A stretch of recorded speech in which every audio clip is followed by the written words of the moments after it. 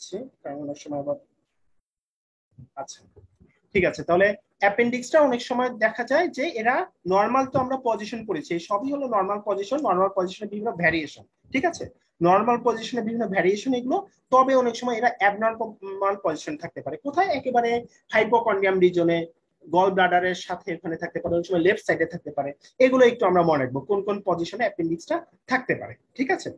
এখন চলে আসি আমরা অ্যাপেন্ডিক্স, এখানে কয়েকটা কথা বলা আছে, একেবারে সিলি কথাবার্তা, এগুলো আমরা থার্ড ইয়ার থেকে জানি যে কোনো কারণে যদি আমরা অ্যাপেন্ডিক্স কিভাবে খুঁজে পাবো, অ্যাপেন্ডিক্স খুঁজে পাবো কিভাবে, আমরা জানি যে অ্যাপেন্ডিক্সের যে বেসের ওইখানে আমাদের লার্জ গাটে তিনটা টিনিয়া কোলাই থাকে। টিনিয়া কোলাই গুলো হলো ইন্টেস্টাইনের যে লংজিচুরাল মাসল, ওরা ব্যান্ডের মতো তৈরি করে, লার্জ গাটে ব্যান্ডের মতো তৈরি করে, ওরা তিনটা টিনিয়া কোলাই তৈরি করে। টিনিয়া কোলাই গুলো দেখা যায় যে যখন এই টিনিয়া কোলাই গুলো অ্যাপেন্ডিক্সে একেবারে বেস পর্যন্ত এসে এরা কনভার্জ হয়ে যায়, তাহলে তিনটা টিনিয়া কোলাই থাকে, anterior, posterior, medial, posterior, lateral, এরকম এই তিনটা টিনিয়া কোলাই এসে অ্যাপেন্ডিক্সের একেবারে বেসের এখানে এসে কনভার্জ হয়ে যায়। তাহলে আমরা কোনো কারণে যদি অ্যাপেন্ডিক্স না খুঁজে পাই, বা ইউজুয়ালি দেখা যায় ইনসিশন দেওয়ার সাথে সাথে অ্যাপেন্ডিক্সটা চোখের সামনে ভেসে ওঠে, তবে যদি কোনো কারণে অ্যাপেন্ডিক্সটা আমরা খুঁজে না পাই, তাহলে আমরা কি করব, এই কোশ্চেনটা অনেক সময় স্যাররা জিজ্ঞেস করে, খুবই ফেভারিট কোশ্চেন, তবে কোশ্চেনটা আমরা সবাই জানি অ্যান্সার, সেটা হলো আমরা টিনিয়া কোলাই ধরে ধরে আগাবো।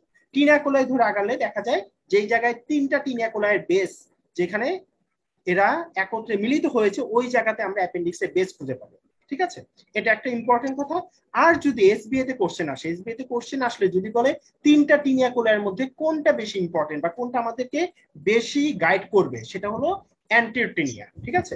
তাহলে আমরা দেখতে পাচ্ছি যে অন অপারেশন অ্যাপেন্ডিক্স খোঁজার জন্য আমরা টিনিয়া কোলাইয়ের মধ্যে একটু টান দিলে কিন্তু অ্যাপেন্ডিক্সের বেসটা বের হয়ে আসবে।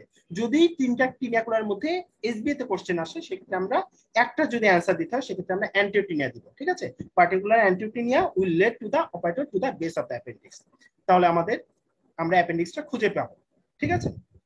এখানে অনেকগুলো ছবি দেওয়া আছে যে এখানে অ্যাপেন্ডিক্সটা কিরকম দেখা যায়। অ্যাপেন্ডিক্স, এখানে একটা মেজর অ্যাপেন্ডিক্স, আমরা জানি অ্যাপেন্ডিক্স হলো একটা ইন্ট্রাপেরিটোনিয়াল অর্গান। ইন্ট্রাপেরিটোনিয়াল মানে এটার মধ্যে পেরিটোনিয়ামের একটা লাইনিং থাকে, পেরিটোনিয়ামের একটা কভারিং থাকে, ঠিক আছে। এই যে পেরিটোনিয়ামের কভারিং, এটার নাম হলো মেজর অ্যাপেন্ডিক্স। মেজর অ্যাপেন্ডিক্স দিয়ে অ্যাপেন্ডিক্সের যে ব্লাড ভেসেল, এই আইলিওসিক্যাল আর্টারি, অ্যাপেন্ডিকুলার আর্টারি, এটা এখান দিয়ে চলে যায়, ঠিক আছে। আমরা দেখতে পাচ্ছি এটা হলো অ্যাপেন্ডিক্স, এটা হলো মেজর অ্যাপেন্ডিক্স, এর মধ্যে দিয়ে অ্যাপেন্ডিকুলার আর্টারিটা চলে গেছে। এখন আমরা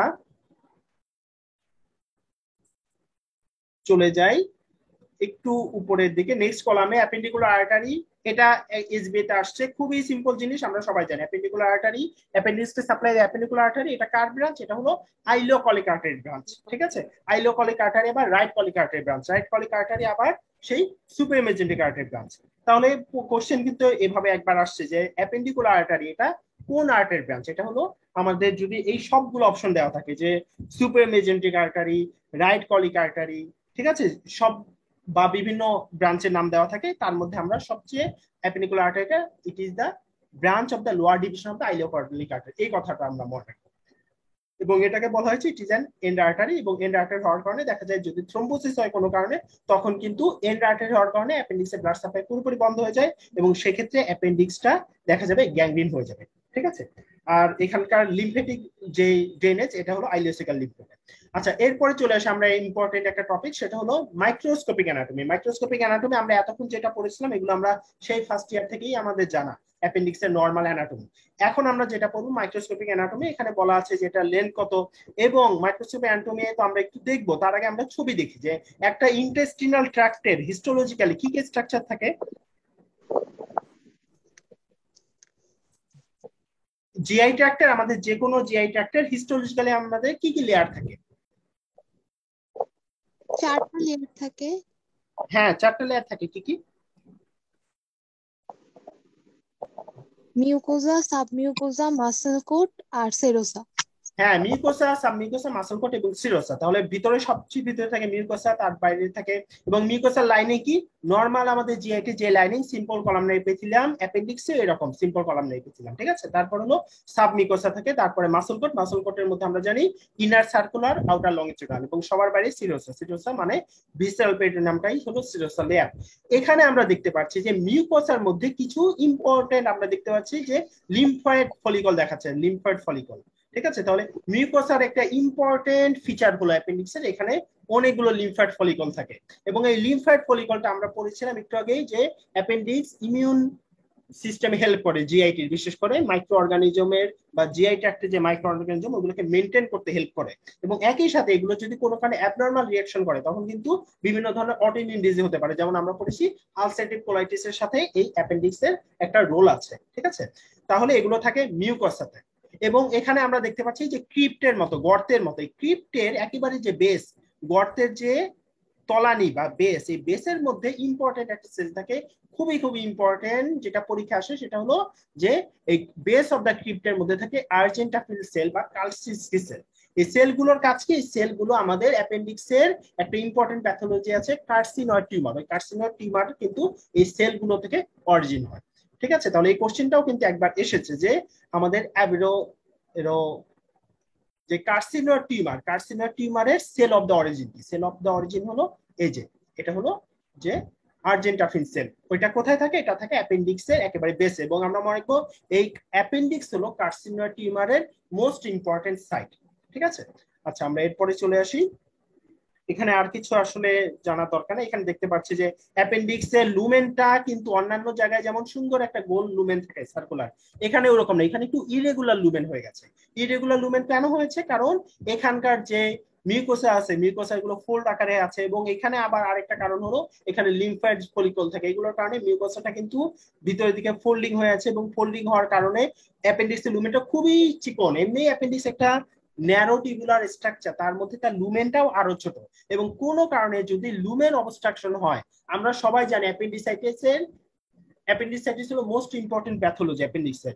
কেন? এটার মেকানিজম কি? এটার মেকানিজম আমরা একটা কথা যদি মনে রাখতে হয়, মনে রাখবো যে কোনো কারণে যদি অ্যাপেন্ডিক্সের লুমেনটা অবস্ট্রাকশন হয়ে যায় সেক্ষেত্রে কিন্তু অ্যাপেন্ডিসাইটিস ডেভেলপ করে, আমরা একটু পরে দেখবো। ঠিক আছে, তাহলে অ্যাপেন্ডিক্সের লুমেন কিভাবে কিভাবে অবস্ট্রাকশন হতে পারে? এমনি আমরা দেখতে পাচ্ছি লুমেনটা এমনিই ছোট, তার মধ্যে আবার কোনো কারণে যদি এই লিম্ফয়েড ফলিকল গুলো ওভারগ্রো করে বা ওভারগ্রোথ হয়ে যায় তখনও কিন্তু লুমেনটা আরো ছোট হয়ে যাবে। অনেক সময় আমরা জানি কিভাবে হতে পারে, সবচেয়ে ইম্পর্টেন্ট কারণ কি কমনলি যেটা হয়, লুমেনটা কিভাবে অবস্ট্রাকশন হয় অ্যাপেন্ডিক্সের? ফিকোলিথ। ফিকোলিথ, এক্সিলেন্ট, ফিকোলিথ দিয়ে। ঠিক আছে, কোনো কারণে অনেক সময় দেখা যায় একেবারে ফিকোলিথ একটা গিয়ে লুমেনের মধ্যে বসে থাকে। ঠিক আছে, ফিকোলিথ মানে আমরা নামই শুনে বুঝতে পারছি ফিকাল ম্যাটার, এবং একই সাথে ওইখানে কিছু ক্যালসিয়াম সল্ট বা এরকম কিছু মিলে, লিথ মানে হলো স্টোন। ঠিক আছে, এরকম কিছু মিনারেল এবং ফিকাল ম্যাটার মিলে একটা শক্ত যদি একটা স্ট্রাকচার তৈরি করে ওটাকে আমরা বলি ফিকোলিথ। ফিকোলিথ দিয়ে এটা অবস্ট্রাকশন হয়ে যেতে পারে। আরেকটা কি বললাম, যদি কোনো কারণে লিম্ফেট ফলিকুল গুলো কি হয়, ওভারগ্রো করে, তখন এটা অবস্ট্রাকশন হতে পারে। আরেকটা কারণে হতে পারে যেটা এলডারলি পেশেন্টদের কমনলি হয়, কি কারণে হতে পারে লুমেন অবস্ট্রাকশনটা? এটা হতে পারে কোনো কারণে যদি কার্সিনোমা ডেভেলপ করে। ঠিক আছে, কার্সিনোমা একটা আমরা জানি যে কার্সিনোমার টিউমার অ্যাপেন্ডিক্স থেকে হয়, এটার জন্য হতে পারে। আবার অনেক সময় সিকামের, আমরা জানি অ্যাপেন্ডিক্সটা সিকামের বেস থেকে উঠে, সিকামের মধ্যে থেকে কিন্তু লুমেনটা এক্সটেন্ডেড। যদি কোনো কারণে সিকাল কার্সিনোমা হয়, সিকাল কার্সিনোমা হলেও কিন্তু দেখা যাবে আর্লি স্টেজে ইউজুয়ালি তো আমরা জানি যে ক্যান্সার গুলো ম্যানিফেস্টেশন হয় না, কিন্তু অনেক সময় দেখা যায় সিকাল কার্সিনোমা হলে যদি অ্যাপেন্ডিক্সের লুমেনটার মুখের মধ্যে ওভারগ্রো করে ফেলে টিউমারটা, তখন দেখা যাবে লুমেনটা অবস্ট্রাকশন হয়ে যাবে। সেই ক্ষেত্রে পেশেন্ট কিন্তু একেবারে সে অ্যাপেন্ডিসাইটিসের ফিচার নিয়ে আসতে পারে। ঠিক আছে, তাহলে এরকম এলডারলি পেশেন্ট যদি অ্যাপেন্ডিসাইটিসের ফিচার নিয়ে আসে তাহলে কিন্তু আমাদের মাথার সেক্ষেত্রে কোনো ক্যান্সার, সিকাল কার্সিনোমা বা রাইট কোলন ক্যান্সার মাথায় রাখতে হবে। ঠিক আছে, তাহলে অ্যাপেন্ডিক্সের লুমেনটা বিভিন্ন কারণে অবস্ট্রাকশন হতে পারে, আমরা এগুলো একটু চিন্তা করলেই বুঝে যাব। আচ্ছা, এখন আমরা চলে যাই আমাদের নেক্সট টপিকস বা নেক্সট ইস্যুতে, অ্যাকিউট অ্যাপেন্ডিসাইটিস। এতক্ষণ আমরা যা পড়েছি সেগুলো বেসিক অ্যানাটমি, ফিজিও, ফাংশন, এগুলো। এখন আমরা চলে আসি 1301 নম্বর পেজ, অ্যাকিউট অ্যাপেন্ডিসাইটিস। এখানে অনেকগুলো কথা বলা আছে, এই কোনো কথাই আমাদের লাগবে না, আসলে আমাদের ইম্পর্টেন্ট কয়েকটা কথা শুধুমাত্র লাগবে। একটা হলো যে পিক ইনসিডেন্স কখন হয় অ্যাপেন্ডিসাইটিস, এটা একেবারে বাচ্চাদেরও হয় না, আবার একেবারে বয়স্ক যারা তাদেরও ইউজুয়ালি হয় না, মানে তাদের ক্ষেত্রে রেয়ার। এটা ইউজুয়ালি হয় আর্লি টিন, ঠিক আছে, বলা আছে আর্লি 20s, তখন কিন্তু অ্যাপেন্ডিক্সের ইনসিডেন্সটা পিকে চলে যায়। ঠিক, তাহলে আমরা মনে রাখবো এটা হলো ইয়াংদের মেনলি ডিজিজ অ্যাকিউট অ্যাপেন্ডিসাইটিসটা। আর একেবারে বলা আছে যে relatively rare in infant and elderly patient. ঠিক আছে, এদের ক্ষেত্রে কিন্তু রেয়ার, সবচেয়ে কমনলি হয় একেবারে আর্লি 20-তে। এরপরে ইটিওলজি। ইটিওলজি অলরেডি আমরা পড়েছি, যে মেকানিজমটা পড়েছি কেন হয় যদি কোনো কারণে লুমেন্ট অবস্ট্রাকশন হয়ে যায়।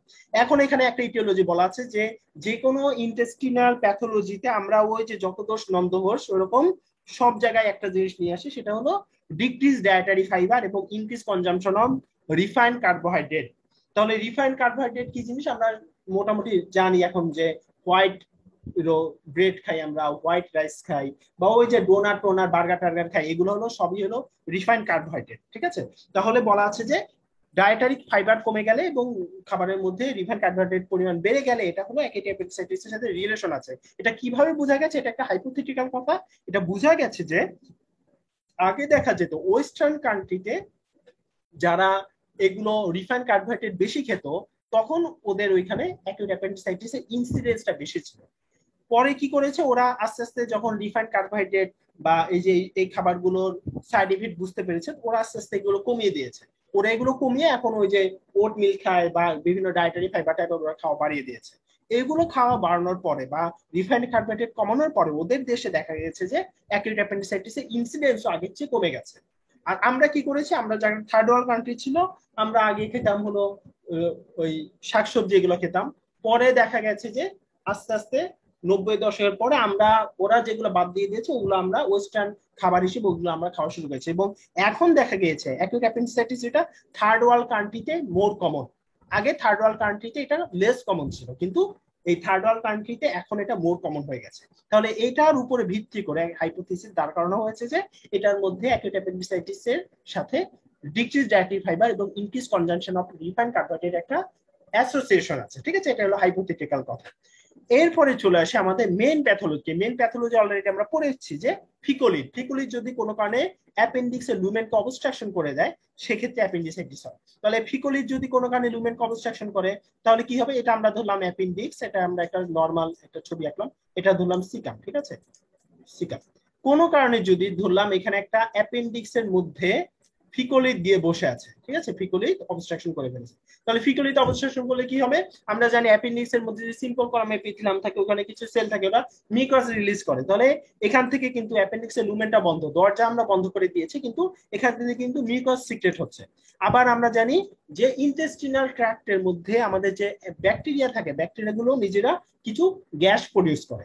তাহলে এখানে কিন্তু তার জানালা, দরজা জানালা আমরা বন্ধ করে দিয়েছি, কারণ লুমেনটা অবস্ট্রাকশন। এমনি ছোট লুমেন ছিল, ওটা আমরা অবস্ট্রাকশন করে দিচ্ছি, কিন্তু তার এখানে মিউকাস রিলিজ হচ্ছে, আবার একই সাথে এখানে গ্যাস প্রডিউস হচ্ছে। যত বেশি গ্যাস এবং মিউকাস তৈরি হবে, এখানে তত বেশি ইন্ট্রালুমিনাল প্রেসার বাড়বে। তাহলে ইন্ট্রালুমিনাল প্রেসার বাড়লে কি হবে? ইন্ট্রালুমিনাল প্রেসার বাড়লে যে মিউকাস সাবমিউকাসের সাথে লিম্ফেটিক চ্যানেল থাকে, লিম্ফেটিক চ্যানেলগুলো অবস্ট্রাকশন হয়ে যাবে। তাহলে লিম্ফেটিক চ্যানেল অবস্ট্রাকশন হলে আমরা জানি যে এমনিতেই তার ভিতরে প্রেসার বেশি ছিল, তার মধ্যে আবার lymphatic channel obstruction. Lymphatic channel obstruction হলে এখান থেকে লিম্ফেটিক ড্রেনেজ হবে না, আস্তে আস্তে অ্যাপেন্ডিক্সটা আরো বেশি সোয়েলিং হয়ে যাবে, এটা আস্তে আস্তে সোয়েলিং হয়ে যাবে। ঠিক আছে, সোয়েলিং হয়ে গেল। এরপর আমরা একই রকম ভাবে আমরা যখন কম্পার্টমেন্ট সিন্ড্রোম পড়েছিলাম, ওইখানে যেরকম এখানেও ঠিক সেম হয়ে যায়। এখানে দেখা যাবে যখন আস্তে আস্তে লুমেনটা বা ইডিমা হয়ে যাবে, তখন আস্তে আস্তে দেখা যাবে ভেনাস রিটার্নটাও কমে যাবে, ভেন গুলো অক্লুড হয়ে যাবে, কলাপস হয়ে যাবে, তখন ভেনাস রিটার্ন বন্ধ হয়ে যাবে। এবং আলটিমেটলি আমরা তারপরে যদি ট্রিটমেন্ট না করতে পারি একেবারে, তখন দেখা যাবে কি যখন অনেক বেশি প্রেসার বেড়ে যাবে এবং ওয়াল গুলো একেবারে থিকেন বা ইডিমেটাস হয়ে যাবে, আলটিমেটলি এখানকার যে ব্লাড সাপ্লাই আছে, ব্লাড সাপ্লাই এর টাও আর্টারিটাও বন্ধ হয়ে যাবে। এবং আর্টারি সাপ্লাই বন্ধ হলে কি হয় আমরা সবাই জানি, এখানে আস্তে আস্তে ইস্কিমিয়া গ্যাংগ্রিন হয়ে যাবে, এবং যেটাকে আমরা সবচেয়ে ভয় পাই সেটা হলো বার্স্ট অ্যাপেন্ডিক্স, এগুলো হয়ে যাবে। তাহলে this is the pathology of acute appendicitis. এটা কিন্তু একেবারে সিম্পল ভাবে আমরা মনে রাখতে পারি, এগুলো মুখস্থ করার কিছু নাই। যে কোনো কারণে লুমেনটা যদি অবস্ট্রাকশন হয়ে যায়, সেটা ফিকোলিড দিয়ে হোক বা সেটা কোনো কারণে এখানে লিম্ফার টিস্যুগুলো ওভারগ্রো হয়ে হোক, বা অনেক সময় আমরা ওর্ম থেকে বিভিন্ন অ্যাসকেরিস দিয়েও এখানে অবস্ট্রাকশন করে দিতে পারে। ঠিক আছে, বা এলডারলি পেশেন্টের কোনো ক্যান্সার ডেভেলপ করে হোক বা টিউমার হয়ে হোক, যে কোনো কারণে লুমেন অবস্ট্রাকশন হলে প্রথমে কি হবে, ভিতরের দিকে তার mucus secretion, continuous mucus secretion এবং গ্যাসিয়াস ফর্মেশন কারণে এখানে ইন্ট্রালুমিনাল প্রেসার বাড়বে। যখন ইন্ট্রালুমিনাল প্রেসার বাড়বে, ভিতরে লুমেনের প্রেসার বাড়বে, এটা কি হবে, লুমেনের পাশে যে আমাদের মিউকাস আছে, মিউকাসের উপরে প্রেসার দিবে। প্রেসার দেওয়ার কারণে ওইখানে লিম্ফেটিক ড্রেনেজটা বন্ধ হয়ে যাবে। লিম্ফেটিক ড্রেনেজ বন্ধ হলে অ্যাপেন্ডিক্সটা আস্তে আস্তে ইডিমেটাস হয়ে যাবে, ফুলে যাবে, সোয়েলিং হয়ে যাবে। ঠিক আছে, সোয়েলিং হলে কি হবে, এটার ভিতরে প্রেশার বেড়ে গেল, এটা হয়ে গেল, তখন এখানকার যে ভেনাস ড্রেনেজ ছিল ওটাও বন্ধ হয়ে যাবে। তাহলে লিলিপিয়েটিক বন্ধ হয়েছে, ভেনাস ড্রেনেজ বন্ধ হয়েছে, এবং আলটিমেটলি কি হবে, আলটিমেটলি দেখা যাবে এখানকার আর্টারি সাপ্লাই বন্ধ হয়ে এখানে কিন্তু তার পুরোপুরি গ্যাংগ্রিন ডেভেলপ করবে বা পারফেশন হয়ে যেতে পারে। ঠিক আছে, তাহলে এটা হলো লাস্ট স্টেজ। আর কি হতে পারে, আমরা জানি যে অ্যাপেন্ডিক্স লুমেন বা যে কোনো লুমেনের মধ্যে, ইন্টেস্টাইন লুমেনে আমাদের কিছু মাইক্রো অর্গানিজম থাকে, এরা সাধারণত থাকে হলো লুমেনের মধ্যেই, এরা কিন্তু ওয়ালের মধ্যে ঢুকে না। কিন্তু যখন এখানে ইডিমে হবে, ইনফ্লামেশন হবে, তখন কিন্তু এখানকার যে অর্গানিজম আছে এরা কিন্তু আস্তে আস্তে লুমেনের এই অ্যাপেন্ডিক্স এর ওয়ালে ঢুকে যাবে, অ্যাপেন্ডিক্স এর ওয়ালে গিয়ে তখন পুরো ওয়ালটাকে ইনফ্লামেশন করে দেবে। ঠিক আছে, তাহলে this are mechanism of acute appendicitis. এটা আমাদের বইয়ের মধ্যে 2-3 পৃষ্ঠা নিয়ে এই সেম কথাগুলো লেখা আছে, আমাদের বই দাগানো আছে, আমরা এই কথাগুলো মুখে বললাম, একবার জাস্ট এই দাগানো কথাগুলো পড়ে নিব, তাহলে আমাদের হয়ে যাবে। ঠিক আছে, এগুলো আসলে এরকম পরীক্ষাতে আসবে না, তবে কনসেপ্ট বেস অনেক সময় কোশ্চেন আসলে আমরা যেন অ্যান্সার করতে পারি। এরপরে চলে আসি 1302 নাম্বার পেজে, খুবই ইম্পর্টেন্ট একটা যে আচ্ছা, একটা হলো যে অক্সিউরিস ভার্মিকুলারিস, পিনওয়ার্ম। ঠিক আছে, অ্যাসকেরিস না, এটা হলো অক্সিউরিস ভার্মিকুলারিস। এই পিনওয়ার্ম দিয়ে অ্যাপেন্ডিক্সের কিন্তু অ্যাপেন্ডিসাইটিস হতে পারে, অ্যাসকেরিস দিয়ে হতে পারে, তবে ইম্পর্টেন্ট যেটা সারা পরীক্ষাতে কোশ্চেনে অ্যান্সার দিয়ে দেয় সেটা হলো অক্সিউরিস ভার্মিকুলারিস। এটা এই যে জানুয়ারি 2021 আসছে, জানুয়ারি 2020 আসছে, দুইবারই এই কোশ্চেনটা আসছে যে কোন প্যারাসাইট দিয়ে অ্যাকিউট অ্যাপেন্ডিসাইটিস হতে পারে। ঠিক আছে, তাহলে এটা হলো একেবারে মুখস্থ করে ফেলতে হবে, সাবজেক্ট খুবই ফেভারিট অক্সিউরিস ভার্মিকুলারিস। এবং আমরা বিভিন্ন জায়গায় পড়েছি যে ওই যে গল ব্লাডার বা কোলেঞ্জিওকার্সিনোমা কি ধরনের কোন প্যারাসাইট দিয়ে হতে পারে, এই সার্জিক্যাল ইম্পর্টেন্ট প্যারাসাইট, এগুলো সাবজেক্ট খুব ফেভারিট করছে পরীক্ষাতে, এখান থেকে প্রতিবারই দেখা যায় কোশ্চেন দেয়। ঠিক আছে, গতবার এটা দিয়েছিল যে অক্সিউরিস ভার্মিকুলারিস দিয়ে অ্যাকিউট অ্যাপেন্ডিসাইটিস হওয়ার রিস্ক থাকে। তাহলে এটা আমরা একটু দাগিয়ে রাখি, এসবি একেবারে বড় করে বোল্ড করে। আচ্ছা, এরপরে আমাদের প্যাথোলজি অলরেডি যেগুলো বলেছি, এই সেম টাইপের কথাবার্তা এখানে সব বলা আছে, এগুলো আমরা পড়বো না। আচ্ছা, এই যে এই মিউকোসিল, অনেক সময় দেখা যায় কি অ্যাকিউট অ্যাপেন্ডিসাইটিস হলে আমরা জানি যে অনেক সময় মানুষের ডান পাশে ব্যথা করে, আবার সে একটু না খেয়ে থাকলে বা আমরা ওই যে হাসপাতালে নিয়ে তাকে এনপিও রেখে অ্যান্টিবায়োটিক এগুলো দিলে আবার অটোমেটিক ভালো হয়ে যায়। তাহলে বা অনেক সময় কি হয়, ওই যে ইন্টারলিমিনাল প্রেশার বেড়েছিল, বাড়ার কারণে যে ফিকোলিড ওই লুমেন্ট অবস্ট্রাকশন করে ফেলেছে, ওই ফিকোলিডটাকে ডিসপ্লেস করে দেয়, তখনও কিন্তু অটোমেটিক্যালি অ্যাকিউট অ্যাপেন্ডিসাইটিস ভালো হয়ে যেতে পারে। অনেক সময় দেখা যায় কি অ্যাকিউট অ্যাপেন্ডিসাইটিস অটোমেটিক ভালো হয়ে যায়, আবার অনেক সময় দেখা যায় অ্যাকিউট অ্যাপেন্ডিসাইটিস ভালো হয়ে যায়, অ্যাকিউট ইনফ্লামেশন কমে গেছে, কিন্তু ওই যে ভিতরে তার মিউকাস গুলো রিলিজ হয়েছিল, মিউকাস গুলো ভিতরে জমে থাকে, ওটাকে আমরা বলি মিউকোসিল অফ দ্য অ্যাপেন্ডিক্স। ঠিক আছে, এই কয়েকটা টার্ম শুধু মনে রাখবে, এগুলো আসলে মুখস্থ করার কিছু না, এগুলো আমরা নর্মাল চিন্তা করলে পারবো। এরপরে একটা ইম্পর্টেন্ট টপিক আসলে, এটা হলো summary box 72.1 risk factor of perforation. আমরা এতক্ষণ যে পড়েছিলাম যেটা সবচেয়ে ওয়ার্স্ট কমপ্লিকেশন অ্যাকিউট অ্যাপেন্ডিসাইটিস এর, যে পারফোরেশন অফ দ্য অ্যাপেন্ডিক্স বা বার্স্ট অ্যাপেন্ডিক্স, এটা কাদের কাদের হতে পারে। তাহলে একটা কথা প্রথমে লেখা আছে যে আমরা জানি যে কোনো ইনফ্লামেশন এগুলো কাদের হয়, এগুলো হয় এক্সট্রিম অফ এজে বা ইমিউনোসাপ্রেশন যাদের থাকে, এই যে ইমিউনোসাপ্রেশন, ডায়াবেটিস মেলাইটাস, এগুলো সবার জন্য টিপিক্যাল, এদের ক্ষেত্রে যে কোনো ইনফেকশন হওয়ার রিস্ক বেশি থাকে। তবে অ্যাকিউট অ্যাপেন্ডিসাইটিস এর সাথে এক্সট্রিম অফ দ্য এজ, এদের কেন বেশি হয় অ্যাকিউট অ্যাপেন্ডিসাইটিসটা? এক্সট্রিম অফ দ্য এজে কি প্রবলেম? মুভমেন্ট কমে যায়। আচ্ছা, একটা হলো মুভমেন্ট কমে যায়, বা আমরা জানি যে এক্সট্রিম অফ দ্য এজে তার ইমিউনোসাপ্রেশন হয়। ঠিক আছে, এটা একটা কারণ। আরেকটা কারণ হলো আমরা জানি যে অ্যাকিউট যে কোনো অ্যাবডোমেনে ইনফ্লামেশন হলে একটা পুলিশ আছে অ্যাবডোমেনে, যে কোনো জায়গায় যদি ইনফ্লামেশন হয় সে গিয়ে ওই ইনফ্লামেশনটাকে কভার করে বসে থাকে, ওটাকে আমরা বলি abdominal police guard. Abdominal police guard কাকে বলা হয়? অ্যাবডোমিনাল ক্যাভিটির কোন স্ট্রাকচারটাকে? পেরিটোনিয়াম। গ্রেটার কাজ হলো যে কোনো জায়গায় ইনফ্লামেশন হলে ওই ইনফ্লামেশনটাকে না, তুমি এখানে ইনফ্লামেশন মানে তুই একটা প্যাথোলজি, তো এখানেই থাকবি, ওই যে ওই কিসের মতো লকডাউনের মতো করে দেয় যে ওইখানেই থাকতে হবে, আইসোলেশনের মতো, ওইটাকে গিয়ে আশেপাশে পেঁচিয়ে টেচে ওটাকে ওই জায়গায় কভার করে রাখে, কনফাইন করে রাখে। ঠিক আছে, এক্সট্রিম অফ দ্য এজে দেখা যায় এই গ্রেটার ওমেন্টামটা ঠিক মতো ডেভেলপ হয় না, যেমন একেবারে বাচ্চাদের ক্ষেত্রে, নিউনেটদের ক্ষেত্রে বা একেবারে 2 বছরের নিচে দেখা যায় গ্রেটার ওমেন্টামটা আন্ডার ডেভেলপ হওয়ার কারণে ইনফ্লামেশন হলে কিন্তু সেই ক্ষেত্রে গ্রেটার ওমেন্টামটা ওই অ্যাপেন্ডিক্স পর্যন্ত যেতে পারে না, এই জন্য সেক্ষেত্রে পারফোরেশন হওয়ার রিস্ক বেশি থাকে। তবে ফরচুনেটলি হলে এদের ক্ষেত্রে অ্যাকিউট অ্যাপেন্ডিসাইটিস হওয়ার রিস্ক কম। তবে যদি হয় সেক্ষেত্রে কিন্তু পারফরেশন হওয়ার একটা রিস্ক থাকে, আমরা আমাদের মাথায় রাখতে হবে। আর এল্ডারলি এজে কি হয়, এল্ডারলি এজে গ্রেটার ওমেন্টাম ওগুলো যে এখানে যে ফ্যাট গুলো থাকে ওগুলো অনেক সময় দেখা যায় ডিজেনারেশন হয়ে যায়। ডিজেনারেটিভ চেঞ্জের কারণে এর বা বয়স হয়ে যাওয়ার কারণে অ্যাবডোমিনাল পুলিশ গার্ড, পুলিশেরও তো একটা রিটায়ারমেন্টের বয়স আছে, তারও দেখা যায় রিটায়ারমেন্টের বয়স হয়ে যায়, এই জন্য সে আর তখন আগের মতো কাজ করতে পারে না। ঠিক আছে, তাহলে এস্টিম অফ দ্য এজে পারফেশন হওয়ার রিস্ক কারণ কি? কারণ এখানে বাচ্চাদের ক্ষেত্রে গ্রেটার ওমেন্টামটা আন্ডার ডেভেলপ থাকে এবং এল্ডারলিদের ক্ষেত্রে ডিজেনারেটিভ চেঞ্জ হয়, এই জন্য তারা আর আগের মতো পুলিশ গার্ডের মতো কাজ করতে পারে না। এরপর ইমিউনোসাপ্রেশন, ডায়াবেটিস, এগুলো তো সব ক্ষেত্রে কমন, যে কোনো ইনফেকশনের ক্ষেত্রে। এরপরে ফিকোলিড অবস্ট্রাকশন। ঠিক আছে,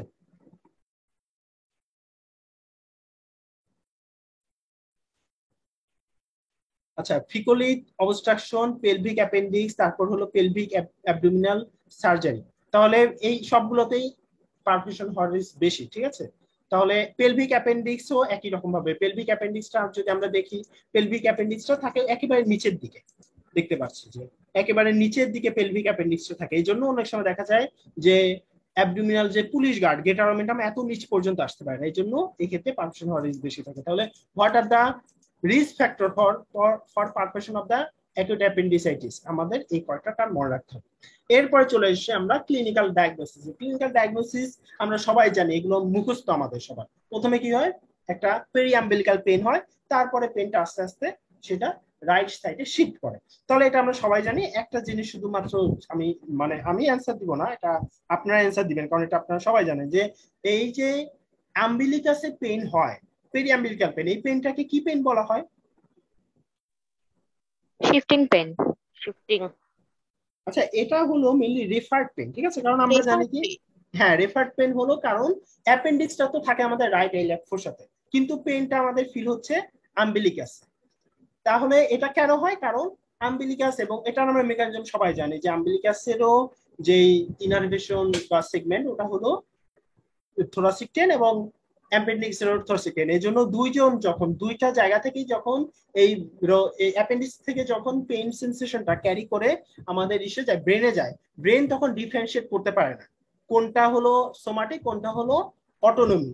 এবং আমাদের নর্মালি যেহেতু কমনলি সোমাটিক পেনটা বেশি, এই জন্য এই পেনটা তখন আম্বিলিকাসের এইখানে সেম সেগমেন্টে ফিল হয়, এটাকে আমরা বলি রেফার্ড পেন। ঠিক আছে, কারণ এটা হলো পেনটা ফিল হচ্ছে রাইট আইলেক ফোসার, মানে পেনটা অরিজিন হচ্ছে রাইট আইলেক ফোসাতে, কিন্তু এটা আমাদের ফিল করছি হলো রেফার্ড হচ্ছে হলো আম্বিলিকাস, এর জন্য এটাকে বলে রেফার্ড পেন। আর শিফটিং পেন কখন বলবো আমরা? শিফটিং পেন হলো যখন দেখা যায় এই রাইট আম্বিলিকাল বা আম্বিলিকাল পেনটা যখন দেখা যায় রাইট আইলেক ফোসাতে এটা শিফট হয়ে যাবে, তখন আমরা এটাকে বলবো শিফটিং পেন। রাইট আইলেক ফোসাতে এটা কখন শিফট হবে, এটা মেকানিজম কি?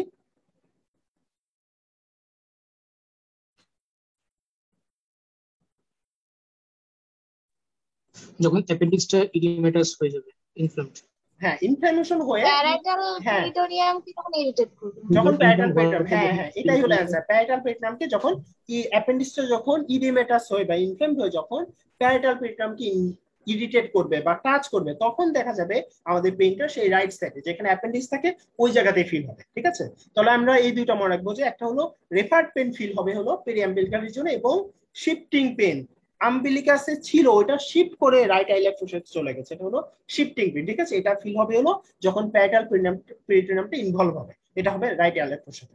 এগুলো আমরা সবাই মোটামুটি জানি, এগুলো নিয়ে আর বেশি কিছু জানার দরকার নেই। এরপরে চলে আসি যে এখানে একটা কথা বলা আছে, এটা অনেক সময় যদি কোশ্চেনে দিয়ে দেয় আমরা একটু মানে কনফিউজ হয়ে যাব, যে ফ্যামিলি হিস্ট্রি থাকে অনেক সময়। ঠিক আছে, যদিও এটা খুব বেশি এভিডেন্স নাই, তবে বলা আছে যে family history is also useful as up to 1/3 of the children with appendicitis have first relative with a similar history. তাহলে এটা আমরা একটু মনে রাখবো যে অ্যাকিউট অ্যাপেন্ডিসাইটিস এখানে ফ্যামিলি হিস্ট্রি পজিটিভ হতে পারে। ঠিক আছে, পরীক্ষাতে আসলে আমরা এটাকে ট্রু দিব যে ফ্যামিলি হিস্ট্রি পজিটিভ থাকতে পারে। সিমটমের মধ্যে যে পেরিয়াম্বিলিক্যাল পেন, তারপর বলা আছে যে এই যে শিফটিং পেন কোথায় হবে, রাইট আইলেক ফোসা। ঠিক আছে, pain shifting to the right iliac fossa. এরপর অ্যানোরেক্সিয়া, নজিয়া, এই সবগুলো ইম্পর্টেন্ট আমাদের জন্য। আচ্ছা, এগুলো আমাদের, আচ্ছা এখানে কয়েকটা জিনিস একটু দেখি যে অ্যাকিউট অ্যাপেন্ডিসাইটিস যদি হয় তাহলে এই অ্যাপেন্ডিক্স যে পজিশনের উপর ডিপেন্ড করে তার বিভিন্ন ধরনের সাইন সিম্পটম হতে পারে। ঠিক আছে, তাহলে আমরা জানি কি সবচেয়ে কমন পজিশন হলো রেট্রোসিকাল, এবং প্রতিটা পজিশনে কি কি ডিফিকাল্টি হতে পারে এটা আমাদের বেলি ল্যাবে নেক্সট স্টেপ বলা আছে। আমরা আপাতত কয়েকটা জিনিস দেখে নেই যে পেলভিক ভ্যারাইটি হলে আমরা দেখেছি যে অ্যাপেন্ডিক্সটা একেবারে নিচের দিকে চলে যায়, পেলভিসের এখানে চলে যায়, ট্রু পেলভিসের এখানে অনেক সময় চলে যায়, এবং এটা কিন্তু দেখা যায় যে অনেক সময় রেকটামকে টাচ করলে রেকটাল ইরিটেশন হবে, তখন পেশেন্ট কিন্তু সে প্রেজেন্ট করবে ডায়রিয়া নিয়ে বা অনেক সময় টেনিসমাস নিয়ে প্রেজেন্ট করতে পারে। তাহলে বিশেষ করে পেলভিক ভ্যারাইটির কথা এখানে বলা আছে যে পেলভিক ভ্যারাইটির অ্যাপেন্ডিক্সটা যদি দেখা যায় সুপ্রা পিউবিক রিজনে টাচ করে তখন সুপ্রা পিউবিক ডিসকমফোর্ট হবে, বা যদি রিকটামকে টাচ করে তখন কিন্তু টেনিসমাস বা ডায়রিয়া নিয়ে প্রেজেন্ট করতে পারে। ঠিক আছে, এখানে আরো কয়েকটা ইম্পর্টেন্ট কথা বলা আছে। একটা ইম্পর্টেন্ট ফাইন্ডিং আমরা মনে রাখবো যে বাচ্চাদের ক্ষেত্রে বিশেষ করে আমরা জানি যে অ্যাকিউট অ্যাপেন্ডিসাইটিস এটা কিন্তু বাচ্চাদের একেবারে ইউজুয়ালি কমন না, আনকমন, এবং বাচ্চাদের অ্যাকিউট অ্যাবডোমেনের অনেকগুলো কজ থাকতে পারে, যেমন আমরা একটু পরেই পড়বো যে মেজেন্টিক অ্যাডিনাইটিস। মেজেন্টিক অ্যাডিনাইটিস মানে ইন্ট্রাঅ্যাবডোমিনাল যে লিম্ফ নোড আছে, অ্যাডিনাইটিস মানে লিম্ফ নোড ইনফ্লামেশন। যদি কোনো কারণে ওই লিম্ফ নোডগুলো ইনফ্লামেশন হয়ে যায় তখন আমরা ওটাকে বলবো মেজেন্টিক অ্যাডিনাইটিস। ঠিক আছে, তাহলে একটা বাচ্চার কিন্তু অ্যাকিউট অ্যাপেন্ডিসাইটিস এর পেইন বা সেম টাইপের সিমিলার সিম্পটম নিয়ে তার ডিডি হতে পারে এটা মেজেন্টিক অ্যাডিনাইটিস বা মেকালস ডাইভার্টিকুলাম। তাহলে মেকালস ডাইভার্টিকুলাম তো আমরা সবাই জানি, মেকালস ডাইভার্টিকুলাম নামে একটা ডাইভার্টিকুলাম থাকে, ওটা পেশেন্ট ইনফ্লামেশন হবে। আর মেকালস ডাইভার্টিকুলাইটিস আমরা কিভাবে, আর মেজেন্টিক অ্যাডিনাইটিস কিভাবে বুঝবো? মেজেন্টিক অ্যাডিনাইটিস মানে inflammation of the intra-abdominal lymph node. তাহলে অনেক সময় দেখা যায় বিভিন্ন ভাইরাল ইনফেকশনের পরেও বাচ্চার কিন্তু তার মেজেন্টিক অ্যাডিনাইটিস বা ইন্ট্রাঅ্যাবডোমিনাল লিম্ফ নোড গুলো ইনফ্লামেশন হতে পারে। সেক্ষেত্রে আমরা বাচ্চার একটা হিস্ট্রি পাবো যে তার কোনো ভাইরাল ইনফেকশনের মতো একটা ফিচার ছিল। এবং এখানে আরেকটা কথা বলা আছে যে slight pyrexia with a corresponding increase in pulse pressure is unusual, এবং temperature greater than 38.5 degree suggest other causes. ঠিক আছে, তাহলে অ্যাকিউট অ্যাপেন্ডিসাইটিসে কিন্তু টেম্পারেচার খুব বেশি বাড়বে না বাচ্চাদের ক্ষেত্রে, বলা আছে এরকম 37.2 থেকে 37.7 ডিগ্রি সেন্টিগ্রেড, এটা হলো নরমাল স্লাইড প্যারেক্সিয়া। ঠিক আছে, আর যদি দেখা যায় টেম্পারেচার মোর দেন 38.5 ডিগ্রি সেন্টিগ্রেড বাচ্চাদের ক্ষেত্রে, তাহলে আমরা মনে করি এটা অ্যাকিউট অ্যাপেন্ডিসাইটিস হচ্ছে মেজেন্টিক অ্যাডিনাইটিস হওয়ার রিস্ক বেশি। ঠিক আছে, এই কথাটা আমরা একটু মনে রাখবো, কারণ বাচ্চাদের ক্ষেত্রে বিশেষ করে একটা অ্যাকিউট অ্যাপেন্ডিসাইটিস নাকি মেজেন্টিক অ্যাডিনাইটিস নাকি মেকাল ডাইভার্টিকুলাম এগুলো নিয়ে অনেক কনফিউশন হয়, এবং বাচ্চাদের একটা বাচ্চা নিয়ে আসলেও বাবা মা কিন্তু খুব মানে অপারেশন করতে রাজি হয় না, এবং রাজি হয় না তখন যদি আমরা তাকে জোর করে অপারেশন করাই এবং আলটিমেটলি দেখা যায় তার অ্যাপেন্ডিক্সটা নরমাল আছে, তখন কিন্তু আমাদের সমস্যা হবে। এই জন্য আমাদের কয়েকটা ইম্পর্টেন্ট ডিডি মনে রাখতে হবে। তাহলে একটা আমরা ইম্পর্টেন্ট ডিডি হলো মেজেন্টিক অ্যাডিনাইটিস, এবং এটা আমরা কিভাবে বুঝবো? যদি দেখা যায় হাই গ্রেড ফিভার মোর দেন 38.5 ডিগ্রি সেন্টিগ্রেড, সেক্ষেত্রে আমরা আমাদের মাথায় রাখতে হবে এটা মেজেন্টিক অ্যাডিনাইটিস হওয়ার রিস্ক বা চান্স আছে। সেক্ষেত্রে আমাদের হিস্ট্রি নিতে হবে যে বাচ্চার কি কয়েকদিন আগে কোনো ধরনের রেসপিরেটরি কমপ্লিকেশন ছিল কিনা, বা কোনো ধরনের ভাইরাল ইনফেকশনের কোনো ফিচার ছিল কিনা। ঠিক আছে, তাহলে এটা আমরা একটু মনে রাখবো। এরপরে চলে আসি 1303 নাম্বার পেজ, সাইন। সাইনের গুলো আমরা মোটামুটি সবাই জানি কি কি সাইন পাওয়া যাবে। একটা হলো পয়েন্টিং সাইন, তারপর কি এলো, আচ্ছা এখানে কয়েকটা সাইনের কথা বলা আছে। Clinical sign of the acute appendicitis কি কি সাইন আমরা দেখি, আমরা মনে রাখি যে একটা হলো পয়েন্টিং সাইন। আমরা পেশেন্টকে বলি আপনি একটা আঙ্গুল দিয়ে দেখান যে আপনার কোথায় ব্যথা। পেশেন্ট তখন তার ইউজুয়ালি রাইট সাইডে ঠিক যে জায়গায় আমরা ম্যাকবার্নিস পয়েন্টটা বলি, ম্যাকবার্নিস পয়েন্ট হলো it is a junction between the right medial 2/3 এবং lateral 1/3 of the right spinal umbilical line. ওই লাইনের যে জাংশন ওই বরাবরই কিন্তু পেশেন্ট ইউজুয়ালি ওই ব্যথাটা দেখায়, একটা আঙ্গুল দিয়ে দেখায়, এবং ইউজুয়ালি ঠিক সেম জায়গায় মোটামুটি ম্যাকবার্নিস পয়েন্টের দিকে। তাহলে এটা হলো পয়েন্টিং সাইন। ঠিক আছে, আর কি সাইন হতে পারে? আরেকটা সাইন হলো আমরা জানি যে রিবাউন্ড টেন্ডারনেস। এখানে যদিও রিবাউন্ড টেন্ডারনেসটা এই যে এখানে দেওয়া আছে কিন্তু ওটা বলা নাই। তাহলে রিবাউন্ড টেন্ডারনেসটা কি? রিবাউন্ড টেন্ডারনেস হলো আমরা পেশেন্টকে আস্তে করে প্রথমে একটু চাপ দিই রাইট সাইডে যেখানে তার আম্বিলিকাস আছে। হঠাৎ করে যদি আমরা জোরে করে চাপ দিই তাহলে তো পেশেন্ট আমাদেরকে পালপেট করতে দিবেই না। এই জন্য আমরা কি করবো, আমরা বলি যে আমি আস্তে করে একটু দেখবো।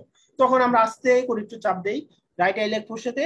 চাপ দেওয়ার পরে তখন কিন্তু যেহেতু আমরা আস্তে আস্তে চাপটা বাড়াচ্ছি পেশেন্ট কিন্তু এরকম কিছু ফিল করে না, কিন্তু আমরা কি করি হঠাৎ করে প্রেশারটা উইথড্র করে নিই। উইথড্র করলে কি হবে, অ্যাপেন্ডিক্সটা স্প্রিং এর মতো উঠে গিয়ে সেটা উপরে প্যাটাল পেরিটনিয়ামকে টাচ করবে, তখন পেশেন্ট সিভিয়ার পেইন ফিল করবে। এটাকে আমরা বলি রিবাউন্ড টেন্ডারনেস। ঠিক আছে, রিবাউন্ড টেন্ডারনেস, এটা একটা ইম্পর্টেন্ট সাইন। আর একটা আরো কিছু সাইন আছে, যেমন রফসিং সাইন। রফসিং সাইন কি, আমরা লেফট ইলেক্ট্রোর সাথে প্রেসার দিলে যদি পেশেন্ট রাইট ইলেক্ট্রোর সাথে পেইন ফিল করে, তাহলে এটা হলো রফসিং সাইন। এই সাইনগুলো আমাদের সবগুলো জানতে হবে, ঠিক আছে? একটা হলো pointing sign, rebound tenderness, Rovsing sign. আরো দুইটা ইম্পর্টেন্ট সাইন আছে, একটা হলো সোয়াস সাইন আর একটা হলো অবট্রেটর সাইন। সোয়াস সাইন কি? সোয়াস সাইন হলো এই যে আমাদের অ্যাপেন্ডিক্সের পিছনে থাকে হলো সোয়াস মেজর মাসল। সোয়াস মেজর মাসলের কাজ হলো আমাদের হিপ জয়েন্টটাকে ফ্লেকশন করা। সোয়াস মেজর মাসলের কাজ হলো আমাদের হিপ জয়েন্টটাকে ফ্লেকশন করা। তাহলে যদি দেখা যায় পেশেন্টের অনেক সময় রেট্রোসিকাল অ্যাপেন্ডিসাইটিসে বিশেষ করে পেশেন্ট দেখা যায় যে তার সোয়াস মেজরের উপরে যখন অ্যাপেন্ডিক্সটা টাচ করে থাকবে, তখন সেই ইরিটেশনটা কমানোর জন্য একটু তার সোয়াস মেজর মাসলটাকে একটু কন্ট্রাক্ট করে রাখবে। তাহলে আমরা ইউজুয়ালি দেখবো যে পেশেন্ট রাইট হিপ জয়েন্টটাকে একটু ফ্লেক্স করে রাখছে, ঠিক আছে? এটা হলো সোয়াস সাইন। অনেক সময় পেশেন্ট তার ফ্লেক্স নাও রাখতে পারে, সেক্ষেত্রে আমরা যদি এটাকে প্যাসিভলি হিপ জয়েন্টটাকে আমরা এক্সটেনশন করি, প্যাসিভলি এক্সটেনশন করলে কি হবে, তখন কিন্তু সোয়াস মেজর মাসলটা কন্ট্রাক্ট করবে এবং পেশেন্টের পেন ফিল হবে। তাহলে এটা হলো সোয়াস সাইন, ঠিক আছে? একটা হতে পারে patient right hip joint flexion করে রাখতে পারে পেন কমানোর জন্য। আরেকটা হতে পারে পেশেন্ট এরকম করে নাই, রাইট হিপ জয়েন্টটা ফ্লেকশন করে নাই, সেক্ষেত্রে আমরা যদি প্যাসিভলি হিপ জয়েন্টটাকে এক্সটেনশন করি, তখন হঠাৎ করে পেশেন্ট পেন ফিল করবে। তাহলে এটা হলো সোয়াস সাইন। আরেকটা কি অবট্রেটর সাইন। অবট্রেটর সাইন একই রকম, আমরা যদি তার হিপ জয়েন্টটাকে ইন্টারনালি রোটেট করি, তখন দেখা যাবে অবট্রেটর মাসলটা কন্ট্রাক্ট করবে, তখন পেশেন্টের পেন পাবে। তাহলে এই দুইটা সাইন আমরা মনে রাখবো, এগুলো মুখস্থ করার দরকার নাই, সোয়াস সাইন এবং অবট্রেটর সাইন, ঠিক আছে? এগুলো যখন এগুলো মাসলকে টাচ করে থাকবে তখন এই সাইনগুলো পাওয়া যাবে। তাহলে আমরা পাঁচটা সাইন পড়লাম, একটা হলো পয়েন্টিং সাইন, রিবাউন্ড টেন্ডারনেস, তারপর হলো রফসিং সাইন, সোয়াস সাইন এবং অবট্রেটর সাইন, ঠিক আছে? এই পাঁচটা সাইন আমরা মুখস্থ রাখবো। এগুলো হলো অ্যাকিউট অ্যাপেন্ডিসাইটিসের সাইন। এরপরে চলে আসছে 404 নাম্বার পেজ। আমরা এতক্ষণ পড়লাম যে নরমাল অ্যাপেন্ডিসাইটিস বা জেনারেলাইজড মানে কমন কি কি ফিচার আমরা পাবো। এখন এখানে কিছু স্পেশাল ফিচার বলা আছে। 404 নাম্বার পেজ সবচেয়ে কমনলি বলা যেটা হলো রেট্রোসিকাল অ্যাপেন্ডিসাইটিস। তাহলে রেট্রোসিকাল অ্যাপেন্ডিসাইটিস মানে অ্যাপেন্ডিক্সটা কোথায় আছে? রেট্রোসিকাল মানে কোথায় আছে অ্যাপেন্ডিক্সটা পজিশন?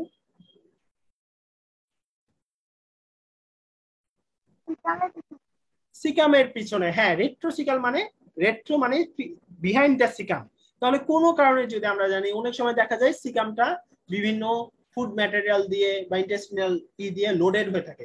সিকাম যদি কোনো কারণে লোডেড থাকে বা সিকামের অনেক সময় গ্যাস বেশি থাকলে, তখন কিন্তু তার অ্যাপেন্ডিক্স তো পিছনে, সিকামের পিছনে, সেক্ষেত্রে সিকামটা কোনো কারণে গ্যাস দিয়ে ডিস্টেন্ডেড বা কোনো কারণে ইন্টেস্টিনাল যেই কন্টেন্ট দিয়ে ডিস্টেন্ডেড, সেক্ষেত্রে কিন্তু আমরা নর্মালি যেরকম ফিচার গুলো পেতে পারি ওই রকম ফিচার কিন্তু পাবো না পেশেন্টের।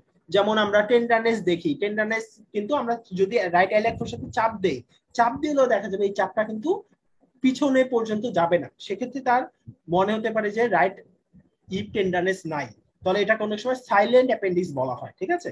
রেট্রোসিকাল পজিশনে থাকলে এটা যেহেতু সিকামের পিছনে, অনেক সময় কিন্তু আমরা টেন্ডারনেস রাইট ইলেক্ট্রোর সাথে টেন্ডারনেস নাও পেতে পারি, তাহলে এটা হলো সাইলেন্ট অ্যাপেন্ডিক্স বলা হয়। তাহলে এটা একটা ইম্পর্টেন্ট, এবং আমরা দেখতে পাচ্ছি রেট্রোসিকাল কিন্তু 74%, তাহলে খুবই কমনলি কিন্তু এটা পাওয়া যেতে পারে। তাহলে রাইট ইলেক্ট্রোর সাথে টেন্ডারনেস না থাকলেই যে আমরা বলে দিব যে এটা অ্যাপেন্ডিসাইটিস না, এটা কিন্তু না। তাহলে আমাদের রেট্রোসিকাল পজিশনটা মনে রাখতে হবে, ঠিক আছে? তাহলে এই কথাগুলো বলা আছে যে যদি ডিস্টেন্ডেড উইথ গ্যাস থাকে তখন প্রেসারটা ওই পর্যন্ত পৌঁছাবে না, তখন তার টেন্ডারনেস নাও পাওয়া যেতে পারে। তাহলে আমরা সেক্ষেত্রে কি করবো? আমরা সেক্ষেত্রে তাকে সোয়াস সাইন দেখতে পারি, যেহেতু রেট্রোসিকাল পজিশন মানে সিকামের ঠিক পিছনে, সিকামের পিছনে মানে এটা সোয়াস মেজর মাসলের সাথে কন্ট্যাক্ট করে রেখেছে। তাহলে এই ক্ষেত্রে আমরা সোয়াস সাইন দেখে কিন্তু ওটা মোটামুটি একটা কনফার্ম হতে পারে, ঠিক আছে? তাহলে hyper extension of the hip joint May induce abdominal pain when the degree of psoas spasm is insufficient to cause the flexion of the hip, ঠিক আছে? তাহলে এই ক্ষেত্রে আমরা তার হিপ জয়েন্টটাকে এক্সটেনশন করে কিন্তু তার ওইরকম সোয়াস সাইনটা পজিটিভ পেতে পারি। আচ্ছা, এরপর হলো পেলভিক ভ্যারাইটি। পেলভিক ভ্যারাইটিতে আমরা অলরেডি বলেছি যে এক্ষেত্রে পেলভিসের মধ্যে চলে যায় অ্যাপেন্ডিক্সটা পজিশনে, ঠিক আছে? এবং এক্ষেত্রে কিন্তু যদি দেখা যায় অ্যাপেন্ডিক্সটা রেকটামকে ইনভলভ করেছে বা রেকটামকে টাচ করে রেখেছে, তখন আমরা ডায়রিয়া পেতে পারি বা টেনিসমাস পেতে পারি। এবং আমরা সাইন কি পেতে পারি? যেহেতু রেকটামের সাথে টাচ করে আছে, আমরা যদি ডিআরই করলে কিন্তু আমরা ডিআরই করে ঠিক যেখানে অ্যাপেন্ডিক্সে টাচ করে আছে ওইখানে যখনই আমাদের ফিঙ্গারটা পৌঁছাবে তখন কিন্তু পেশেন্টের সিভিয়ার পেন ফিল করবে। তাহলে পেলভিক ভ্যারাইটি আমরা মনে রাখবো এক্ষেত্রে ডিআরই করে, এবং আমরা সবাই জানি যে ডিআরই এটা যে কোনো অ্যাবডোমিনাল কন্ডিশনে ডিআরই করতেই হবে, ঠিক আছে? ডিআরই না করলে কোনো অ্যাবডোমিনাল এক্সামিনেশন কমপ্লিট হবে না। এবং এক্ষেত্রেও আমরা অ্যাপেন্ডিসাইটিস যদি সাসপেক্ট করি সেক্ষেত্রেও এটা পেলভিক ভ্যারাইটি কিনা সেটা আমরা ডিআরই করে কিন্তু একটা ফিচার পেতে পারি। এরপর হলো পোস্ট আইলিয়ার। এখানে খুব ইম্পর্টেন্ট একটা কথা বলা আছে যে আমরা প্রি আইলিয়াল ভ্যারাইটিকে দত্তের মধ্যে লেখা ছিল it is the most dangerous variety, আর পোস্ট আইলিয়াল ভ্যারাইটিটাকে এই বেলিলাভে বলা আছে it presents the greatest difficulty in diagnosis. এই কথাটা আমরা মনে রাখবো, এটা হলো গ্রেটেস্ট ডিফিকাল্টি ডায়াগনোসিস। কারণ কি বলা আছে, এটা হলো আইলিয়ামের পিছনে থাকে, আইলিয়ামের পিছনে থাকার কারণে আইলিয়ামের পিছনে ইন্টেস্টাইনাল কন্টেন্ট গুলোর সামনের দিকে থাকে, এই জন্য আমরা নর্মাল যে তার যেরকম ফিচার ওই ফিচার গুলো নাও পেতে পারি, ঠিক আছে?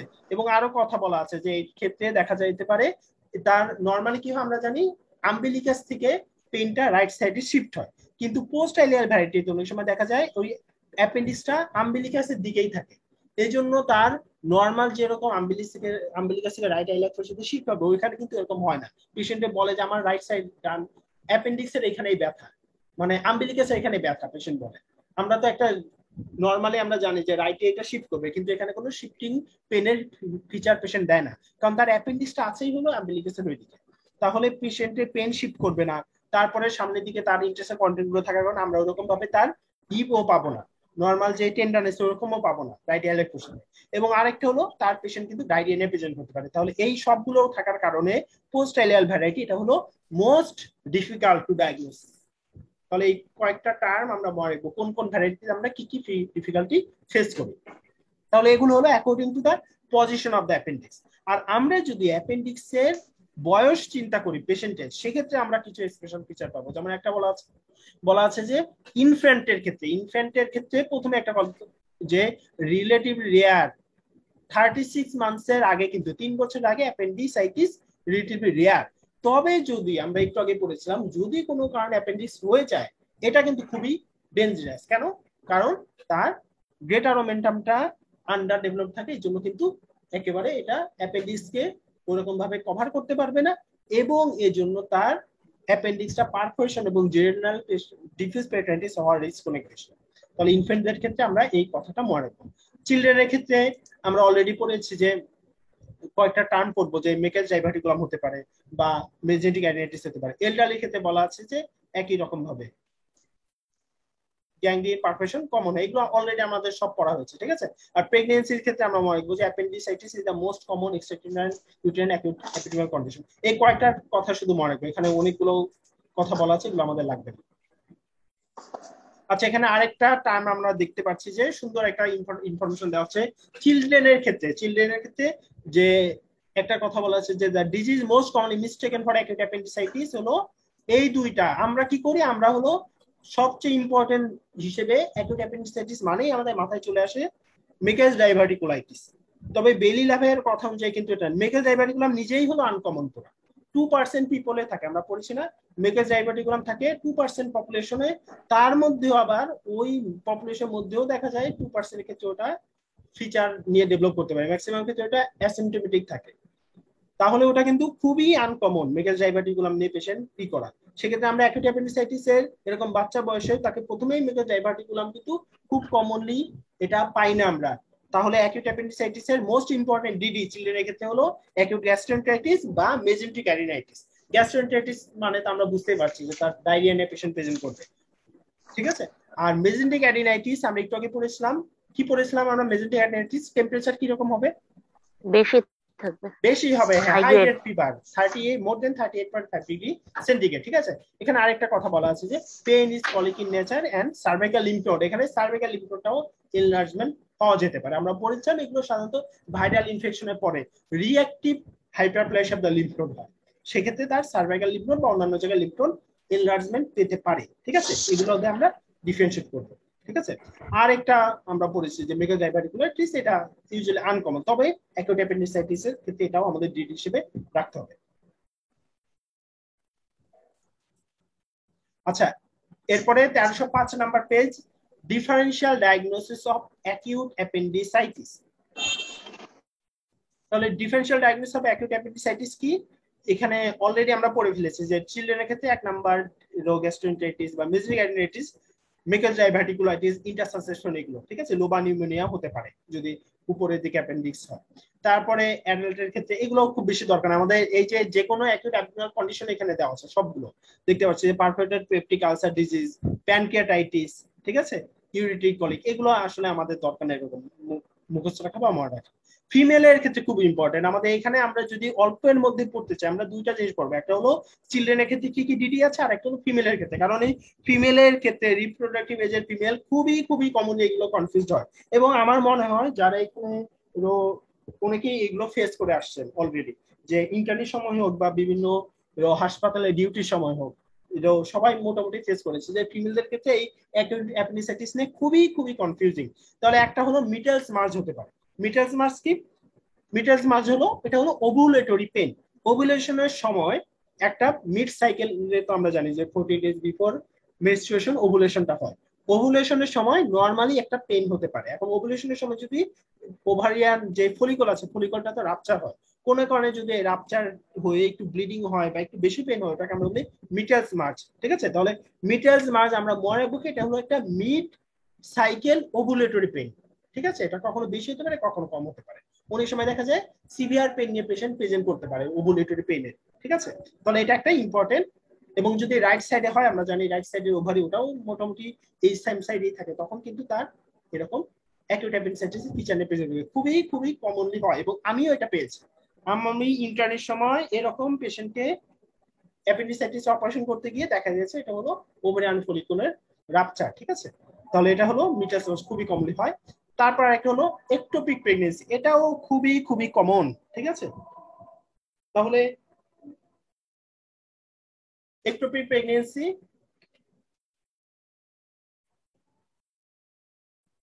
এটা ইউজুয়ালি বেশি সমস্যা হয় হলো ক্লিনিক গুলোতে। বাইরে ক্লিনিকে আমরা জানি যে ওই যে সার্জনকে ডাক দিয়েছে, অপারেশন আছে অ্যাপেন্ডিসাইটিস এর, সার্জনও চলে যায় অ্যানেস্থেটিস্টের খবর দিয়ে, এবং কোনো হিস্ট্রি নেওয়া হয় না পেশেন্টের। ইয়াং পেশেন্ট, ওই যে সামনে ডান পাশে একটু চাপ দেয়, এখন এই পেশেন্টের একটা অ্যাবডোমিনাল কন্ডিশনের পেশেন্ট, যে কোনো জায়গায় চাপ দিলে সে কুয়া করবেই, মানে তার পেন ফিল হবে। পেশেন্ট কিন্তু ওরকম করে হ্যাঁ এটা অ্যাপেন্ডিসাইটিস আপনার অপারেশন করতে হবে বলে ইসে তুলে কোনো ব্লাড কিছু নেয় না, এবং আলটিমেটলি দেখা যায় ওটা হলো একটোপিক প্রেগন্যান্সি। এবং এগুলো করতে গিয়ে, এবং আমরা সবাই জানি এগুলো তো আমরা ইন্টারনেট সময় শুনে এসেছি যে অ্যাপেন্ডিক্স হলো সবচেয়ে সহজ অপারেশন, একই সাথে এই অপারেশনের জন্য সার্জনরা সবচেয়ে বেশি ঝামেলায় পড়ে। কারণই হলো এটা, আমরা পেশেন্টের হিস্ট্রি না নিয়ে তাকে অপারেশন থিয়েটারে তুলে ফেলি, এবং একটোপিক প্রেগন্যান্সি পেশেন্ট অপারেশন থিয়েটারে তুলে আমরা যদি দেখি যে তার অ্যাপেন্ডিক্স মানে রাপচার্ড একটোপিক সিভিয়ার ব্লিডিং হয়েছে ভিতরে, তখন কিন্তু আমরা ঝামেলা করবো। একটা ব্লাড জোগাড় করতে কিন্তু 2-3 ঘন্টা লাগে।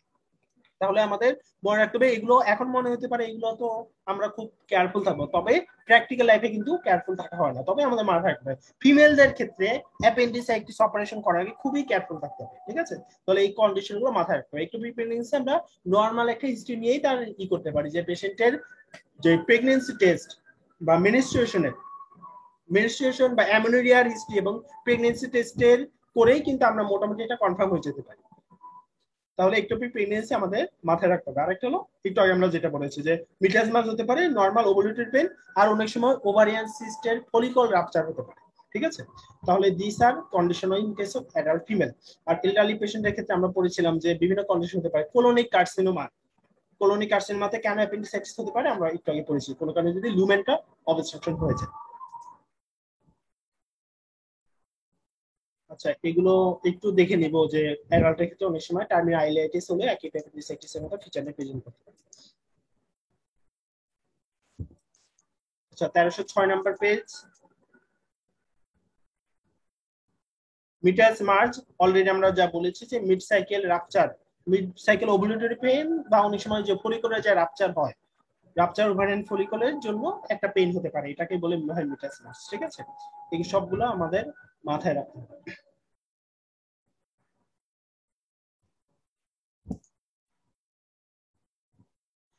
আচ্ছা, এখন আমরা চলে আসি 1307 নাম্বার পেজ। ইনভেস্টিগেশন কি আমরা সবাই জানি, প্রথমে একটা কথা সুন্দরভাবে লেখা আছে অ্যাকিউট অ্যাপেন্ডিসাইটিস, এটা হলো এসেনশিয়ালি ক্লিনিক্যাল ডায়াগনোসিস, ঠিক আছে। এই ক্ষেত্রে কিন্তু আমাদের ইউজুয়ালি ডায়াগনোসিসের জন্য কোনো ইনভেস্টিগেশন করা লাগে না, এটা আমরা ক্লিনিক্যালি কিন্তু পেশেন্টের মাথায় মানে ডায়াগনোসিস করে ফেলতে পারি।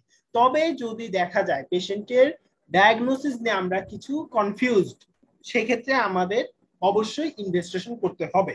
এখন আমরা ডায়াগনোসিস নিয়ে কনফিউজ বিভিন্ন কারণে হতে পারে, আমরা পড়েছি বিভিন্ন অ্যাবডোমিনাল কন্ডিশনে অ্যাকিউট অ্যাপেন্ডিসাইটিসের মতো ফিচার নিয়ে আসতে পারে। সেক্ষেত্রে আমরা একটা স্কোরিং করি, স্কোরিং করে বলা আছে যে স্কোরিংটার নাম হলো ম্যান্টেলস স্কোর বা আলভার্ডে স্কোর। এখানে 10টা পয়েন্ট আছে, 10-এর মধ্যে যদি আমরা দেখি যে scoring more then 7 or more হলে এটা হলো অ্যাকিউট অ্যাপেন্ডিসাইটিস, বুঝে আমরা তাকে অপারেশন করে ফেলতে পারি।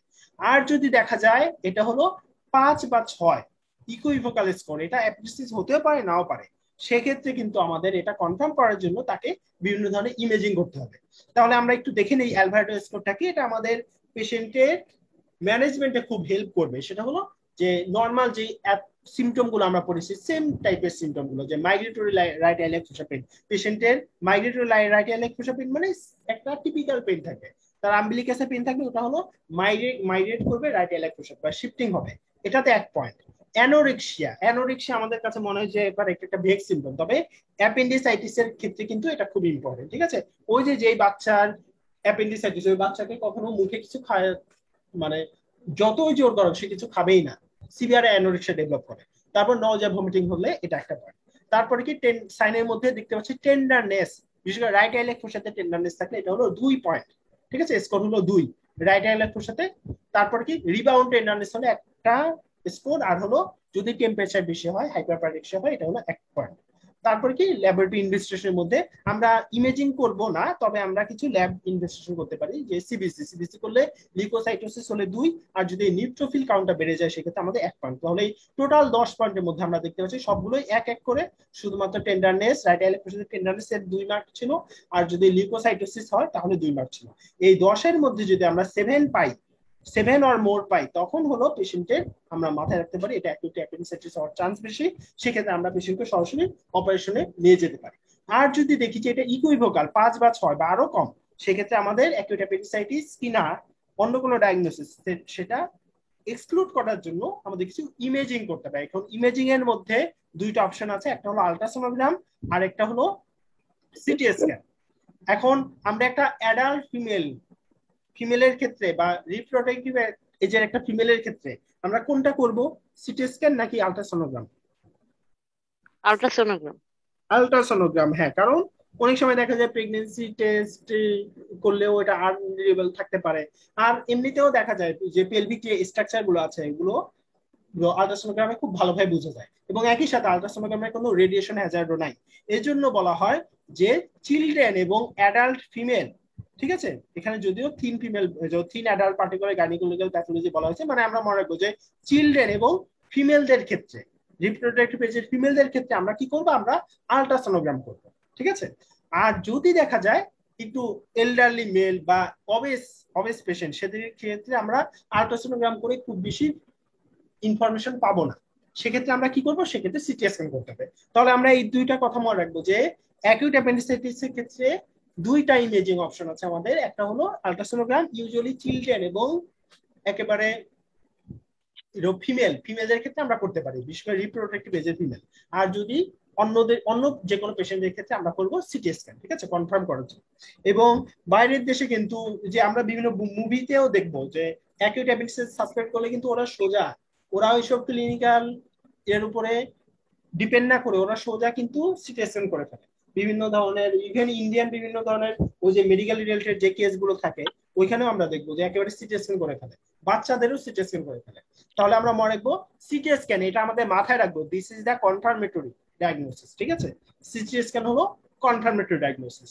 তবে রেডিয়েশন হ্যাজার্ড থাকার কারণে আমরা বাচ্চাদের ক্ষেত্রে বা ওই যে ফিমেলদের পেশেন্টদের ক্ষেত্রে যাদের ক্ষেত্রে তাদের প্রেগন্যান্সি হওয়ারও একটা রিস্ক থাকে, সেক্ষেত্রে আমরা কিন্তু তাদের ক্ষেত্রে একটা করতে পারি যে আল্ট্রাসোনোগ্রাম। ঠিক আছে, তাহলে আমাদের আল্ট্রাসোনোগ্রাম সিটি স্ক্যান করলাম, অ্যাপেন্ডিসাইটিস কনফার্ম। এখন আমরা কি করব, আমরা কি ওয়েট করব নাকি অপারেশন করব? অপারেশন করব। অপারেশন করব, হ্যাঁ। তাহলে একটা কথা আমরা মনে রাখবো যে অ্যাপেন্ডিসাইটিস যদি ডায়াগনোসিস হয়ে যায় বা আমরা যদি কনফার্ম হয়ে যায়, সেক্ষেত্রে অপারেশন করতে হবে। ঠিক আছে, তাহলে অপারেশন করতে হবে। আচ্ছা, এখানে আমরা একটা দেখতে পাচ্ছি, এটা আমরা পরেও দেখবো যে আল্ট্রাসোনোগ্রামে এই যে ফিচার, বলা আছে যে অ্যাপেন্ডিক্সের ওয়ালটা থিকেন্ড, তারপরে পেরি অ্যাপেন্ডিসিয়াল কিছু ফ্লুইড পাওয়া যায়। তাহলে এগুলো হলো অ্যাপেন্ডিসাইটিসের ফিচার, আল্ট্রাসোনোগ্রাম ফাইন্ডিং। আচ্ছা, তাহলে আমরা মনে রাখবো অ্যাপেন্ডিসাইটিস যদি কনফার্ম ডায়াগনোসিস হয়ে যায় তখন আমাদের জন্য একটাই অপশন আমরা মনে রাখবো, সেটা হলো অ্যাপেন্ডিসেক্টমি অপারেশন। ঠিক আছে, এমার্জেন্সি অ্যাপেন্ডিসেক্টমি অপারেশন। তবে দেখা যায় অনেক সময় কি হয়, আমরা শিওর না পেশেন্টের কি আসলে অ্যাপেন্ডিসাইটিস নাকি একেবারে আল্ট্রাসোনোগ্রাম করা হয়েছে সেক্ষেত্রে অ্যাপেন্ডিসাইটিস এর কোনো ফিচার নাই বা অন্য কোনো প্যাথোলজি ওরকম দেখতে পাচ্ছি না, বা পেশেন্টের এত বেশি কোমরবিডিটি আছে যে আমরা অ্যাপেন্ডিসাইটিসটা কনফার্ম না, সেক্ষেত্রে পেশেন্টের অযথা ওপেন করে অ্যাপেন্ডিক্সটা নরমাল পেলে পেশেন্টের মানে এমনিতেও অ্যানাস্থেসিক হ্যাজার্ড হতে পারে। সেক্ষেত্রে যে ক্ষেত্রে আমরা নিজেরা কনফার্ম না যে অ্যাপেন্ডিসাইটিস, বা যেই পেশেন্টের ক্ষেত্রে কোমরবিডিটি অনেক বেশি, হাই অপারেশন রিস্ক, সেক্ষেত্রে আমরা শুধুমাত্র তাকে কনজারভেটিভ ট্রিটমেন্ট দিতে পারি। তাহলে বলা আছে যে এই যে এটা হলো ডিজ অ্যাপ্রোচ, মানে হলো কনজারভেটিভ অ্যাপ্রোচ আমরা কখন দিতে পারি, যাদের ক্ষেত্রে ওরকম পেশেন্ট মোটামুটি ভালো আছে, ওরকম কোনো সাইন সিমটম নাই, এবং তার আমরাও রেডিওলজিক্যালি কনফার্ম না যে তার এটা কি অ্যাপেন্ডিসাইটিস নাকি অন্য কিছু। আরেকটা হলো যে পেশেন্টের ক্ষেত্রে হাই অপারেটিভ রিস্ক, সেক্ষেত্রে আমরা কি করব, সেক্ষেত্রে তাকে অ্যাপেন্ডিসেক্টমি না করে আমরা তাদের কনজারভেটিভ ট্রিটমেন্ট দিতে পারি। কনজারভেটিভ ট্রিটমেন্ট অলরেডি আমরা সবাই জানি, ওই যে অসনার সেরিন রেজিমেন্ট যেটা ছিল ঠিক ওই রকম, যে পেশেন্টকে এনপিও রেখে তাকে আমরা অ্যানালজেসিক দিব, অ্যান্টিবায়োটিক দিব। ঠিক আছে, this are the conservative treatment. একেবারে নরমালি আমরা যেটা করি, একটা অ্যাকিউট অ্যাবডোমিনাল পেশেন্ট আসলে আমরা যেটা করি ওটাই মোটামুটি অসনার সেরিন রেজিমেন্ট। তাহলে এটা আমরা কাদের ক্ষেত্রে করব, একমাত্র যাদের ক্ষেত্রে অপারেশন করলে তাদের রিস্ক অনেক বেশি, বা যাদের ক্ষেত্রে অ্যাপেন্ডিসাইটিসটা কনফার্ম না, সেক্ষেত্রে আমরা এটা করতে পারি। আদারওয়াইজ অ্যাপেন্ডিসাইটিস যদি আমরা কনফার্ম হয়ে যায় তাহলে অবশ্যই অপারেশন করতে হবে। ঠিক আছে, তাহলে এটা আমরা মাথায় রাখবো। তাহলে এখানে বলা আছে যে the traditional treatment for acute appendicitis is appendicectomy. তাহলে এটাই আমরা মনে রাখবো যে অ্যাপেন্ডিসাইটিস কনফার্ম হলে আমরা অ্যাপেন্ডিসাইটিস করে ফেলবো। এবং বলা আছে while there should be no unnecessary delay, অযথা টাইম নষ্ট না করে আমরা যত তাড়াতাড়ি সম্ভব অপারেশন করে ফেলবো। তবে কি করবো, আমরা ওই যে কিছু ইনভেস্টিগেশন লাগলে আমরা করতে পারি। ঠিক আছে, আর পেশেন্টকে রিসাসিটেশন করা লাগলে আমরা করব, আদারওয়াইজ আমরা কোনো অযথা দেরি করব না। আচ্ছা, 1309 নাম্বার পেজে চলে আসি যে অ্যাপেন্ডিসাইটিস আমরা অ্যাপেন্ডিসেক্টমি কিভাবে করব। অ্যাপেন্ডিসেক্টমি আমরা কিভাবে করব, এটা কি স্পাইনাল দিয়ে করব নাকি জেনারেল অ্যানেস্থেসিয়া দিয়ে করব? জেনারেল ক্লিনিকে কি দিয়ে করা হয় বাইরে? স্পাইনাল দিয়ে করা হয়। আমরা কিন্তু ওই যে মানে ম্যাক্সিমাম জায়গায়, ক্লিনিকও বলা ঠিক না, মেডিকেল কলেজগুলোতে অনেক ক্ষেত্রেই দেখা যায় যে স্পাইনাল দিয়ে অ্যাপেন্ডিসাইটিস করে ফেলে। এবং ক্লিনিকে আমি কোনো ক্লিনিকে দেখি নাই যে জিএ দিয়ে করতে, সব জায়গায় স্পাইনাল দিয়ে অ্যাপেন্ডিসেক্টমি অপারেশন করে। তাহলে তবে আমরা মনে রাখবো আইডিয়াল হলো জেনারেল অ্যানেস্থেসিয়া দিয়ে অ্যাপেন্ডিসাইক্টমি করা। কেন? কারণ স্পাইনাল দিয়ে দিলে দেখা যায় স্পাইনালের কারণে তার স্পাইনাল দেওয়া মানে তো আমি অটোনমিক যেগুলো আছে ওগুলোকে ব্লক করে দিলাম, তখন দেখা যায় পেশেন্টের যে অ্যাপেন্ডিক্স তো আমরা কেটে ওইখানে তো বাইট দিব, তাহলে ওইখানে দেখা যায় যে তার ইন্টেস্টাইনের কোনো না থাকার রিফ্লেক্স না থাকার কারণে বা ইন্টেস্টাইন ওয়ালটা ফ্ল্যাবি হওয়ার কারণে দেখা যায় আমরা বাইট দিলে স্পাইনাল দিয়ে বাইট দেওয়ার পরে যখন পেশেন্টের আবার ইন্টেস্টাইনের মোটিলিটি ফেরত আসবে তখন কিন্তু অনেক সময় বাইটটা লুজ হয়ে যাওয়ার চান্স থাকে একটা। ঠিক আছে, এই জন্য বলা হয় ইন্টেস্টিনাল যে কোনো এই যে কাটাছেড়া অপারেশন এগুলো স্পাইনাল দিয়ে করতে মানা করে, যেখানে আমাদের অ্যানাস্টোমোসিসের দরকার হয়। ঠিক আছে, তবে ইউজুয়ালি দেখা যায় জেনারেল অ্যানেস্থেসিয়ার এই রিস্ক কেউ নেয় না, বিশেষ করে ক্লিনিক গুলোতে একেবারে এই স্পাইনাল দিয়ে করা হয় এবং সব জায়গায় মোটামুটি ভালোই থাকে। তবে আইডিয়ালটা মনে রাখবো সেটা হলো জেনারেল অ্যানেস্থেসিয়া, এবং পেশেন্টের পজিশন হবে সুপাইন পজিশন। এখানে আর কিছু দরকার নেই, আমরা কয়েকটা শুধু ইনসিশনের নাম মনে রাখবো। তাহলে অ্যাপেন্ডিসেক্টমি সবচেয়ে কমন যে ইনসিশনটা দেওয়া হয় সেটা হলো গ্রিড আয়রন ইনসিশন। তাহলে গ্রিড আয়রন ইনসিশন এটা কোথায়, এটা হলো ম্যাকবার্নিস পয়েন্ট দিয়ে দিব আমরা। এটা হলো রাইট স্পাইন আম্বিলিকাল লাইন, মানে অ্যান্টেরোসিপিয়ালিক স্পাইন এবং আম্বিলিকাস এই দুইটার মধ্যে রাইট আইলিও স্পাইনো আম্বিলিকাল লাইন, এটার মিডিয়াল 2/3 এবং ল্যাটারাল 1/3 এই দুইটা জাংশন, এটা হলো ম্যাকবার্নিস পয়েন্ট। এই ম্যাকবার্নিস পয়েন্ট থেকে আমরা সোজা এই লাইনটার ভার্টিক্যালি দেখতে পাচ্ছি 90 ডিগ্রি পারপেন্ডিকুলারি বা ভার্টিক্যালি আমরা ইনসিশনটা দিলাম, এটা হলো গ্রিড আয়রন ইনসিশন, এটা হলো মোস্ট কমন ইনসিশন। ঠিক আছে, গ্রিড আয়রন ইনসিশন দিলে কি কি স্ট্রাকচার কাটা যায় এটাও পরীক্ষাতে আসে। তাহলে এটা হলো মোস্ট কমন ইনসিশন, এবং আমরা দেখতেই পাচ্ছি এখানে কি কি স্ট্রাকচার কাটা যাবে, পেশেন্টের উপরে স্কিন, তারপরে নিচে সাবকিউটেনিয়াস ফ্যাট, তারপরে যত মাসল আছে সব মাসলই কিন্তু এই বরাবর থাকে। ঠিক আছে, সব মাসল পরে এক্সট্রাপিটাল ফ্যাট পরে পেটাম সবই কাটা যাবে এখানে। রেক্টার শীত ইউজুয়ালি এই বরাবর আসে না, রেক্টার শীত আরো মিডিয়ালি থাকে। তাহলে এটা হলো গ্রিড আয়রন ইনসিশন, আমাদের মনে রাখবে, এটা হলো মোস্ট কমন। গ্রিড আয়রন ইনসিশনের আরেকটি ইম্পর্টেন্স কি, ইম্পর্টেন্স হলো আমরা একটু আগে পড়েছি যে অ্যাপেন্ডিক্স অনেক সময় হাই আপ হতে পারে। হাই আপ মানে অনেক সময় নর্মালি কি হয়, অ্যাপেন্ডিক্স আমরা এখানে ইনসিশন দিলে দেখি যে সুন্দর অ্যাপেন্ডিক্সটা ভেসে আছে, বা সিকাম আমরা দেখতে পারি, সিকামের মধ্যে ওই যে অ্যান্টিটিনিয়া বা টিনাকোলাই গুলো দিয়ে গাইড করে করে আমরা অ্যাপেন্ডিক্স পর্যন্ত পৌঁছে দিতে পারি। অনেক সময় দেখা যায় এইগুলো দিয়েও অ্যাপেন্ডিক্স খুঁজে পাওয়া যায় না, তখন আমরা কি করব, তখন কিন্তু পেশেন্টের ওই যে অ্যাপেন্ডিক্স খুঁজে না পেলে, অ্যাপেন্ডিক্স আমরা খুঁজে পাচ্ছি না, গ্রিড আয়রন ইনসিশন দিয়েছি, তখন কি করতে হবে আমরা কি, রাদারফোর্ড মরিসন। হ্যাঁ তখন আমরা ইনসিশনটাকে একটু এক্সটেন্ড করতে পারি, ঠিক আছে, ইনসিশনটাকে একটু এক্সটেন্ড করে লাগতো যত দরকার একটু এক্সটেন্ড করে উপরের দিকে বা উপরের দিকে নিয়ে যেতে পারি, যে উপরের দিকে অ্যাপেন্ডিক্সটা আছে কিনা, অনেক সময় হাই আপ হতে পারে, ঠিক আছে। তাহলে এই যে আমরা গ্রিড আয়রন ইনসিশনটাকে রাদারফোর্ড মাসল কাটিং ইনসিশনে কনভার্ট করতে পারি, এটা আরেকটা অ্যানাদার বেনিফিট, ঠিক আছে। Grid iron incision usually extend করা দরকার হয় না, তো তবে যদি দরকার হয় তাহলে গ্রিড আয়রন ইনসিশনটাকে আমরা এক্সটেন্ড করতে পারি, ঠিক আছে, এটা আমরা মনে রাখবো। তাহলে এটা হলো গ্রিড আয়রন ইনসিশন হলো মোস্ট কমনলি ইউজ করা হয়, এবং এটা বলা হয়েছে if better access required a possible convert to gridiron থেকে আমরা রাদারফোর্ড মরিসনে কনভার্ট করতে পারি। আর এটার ডিসঅ্যাডভান্টেজ কি গ্রিড আয়রন ইনসিশনের,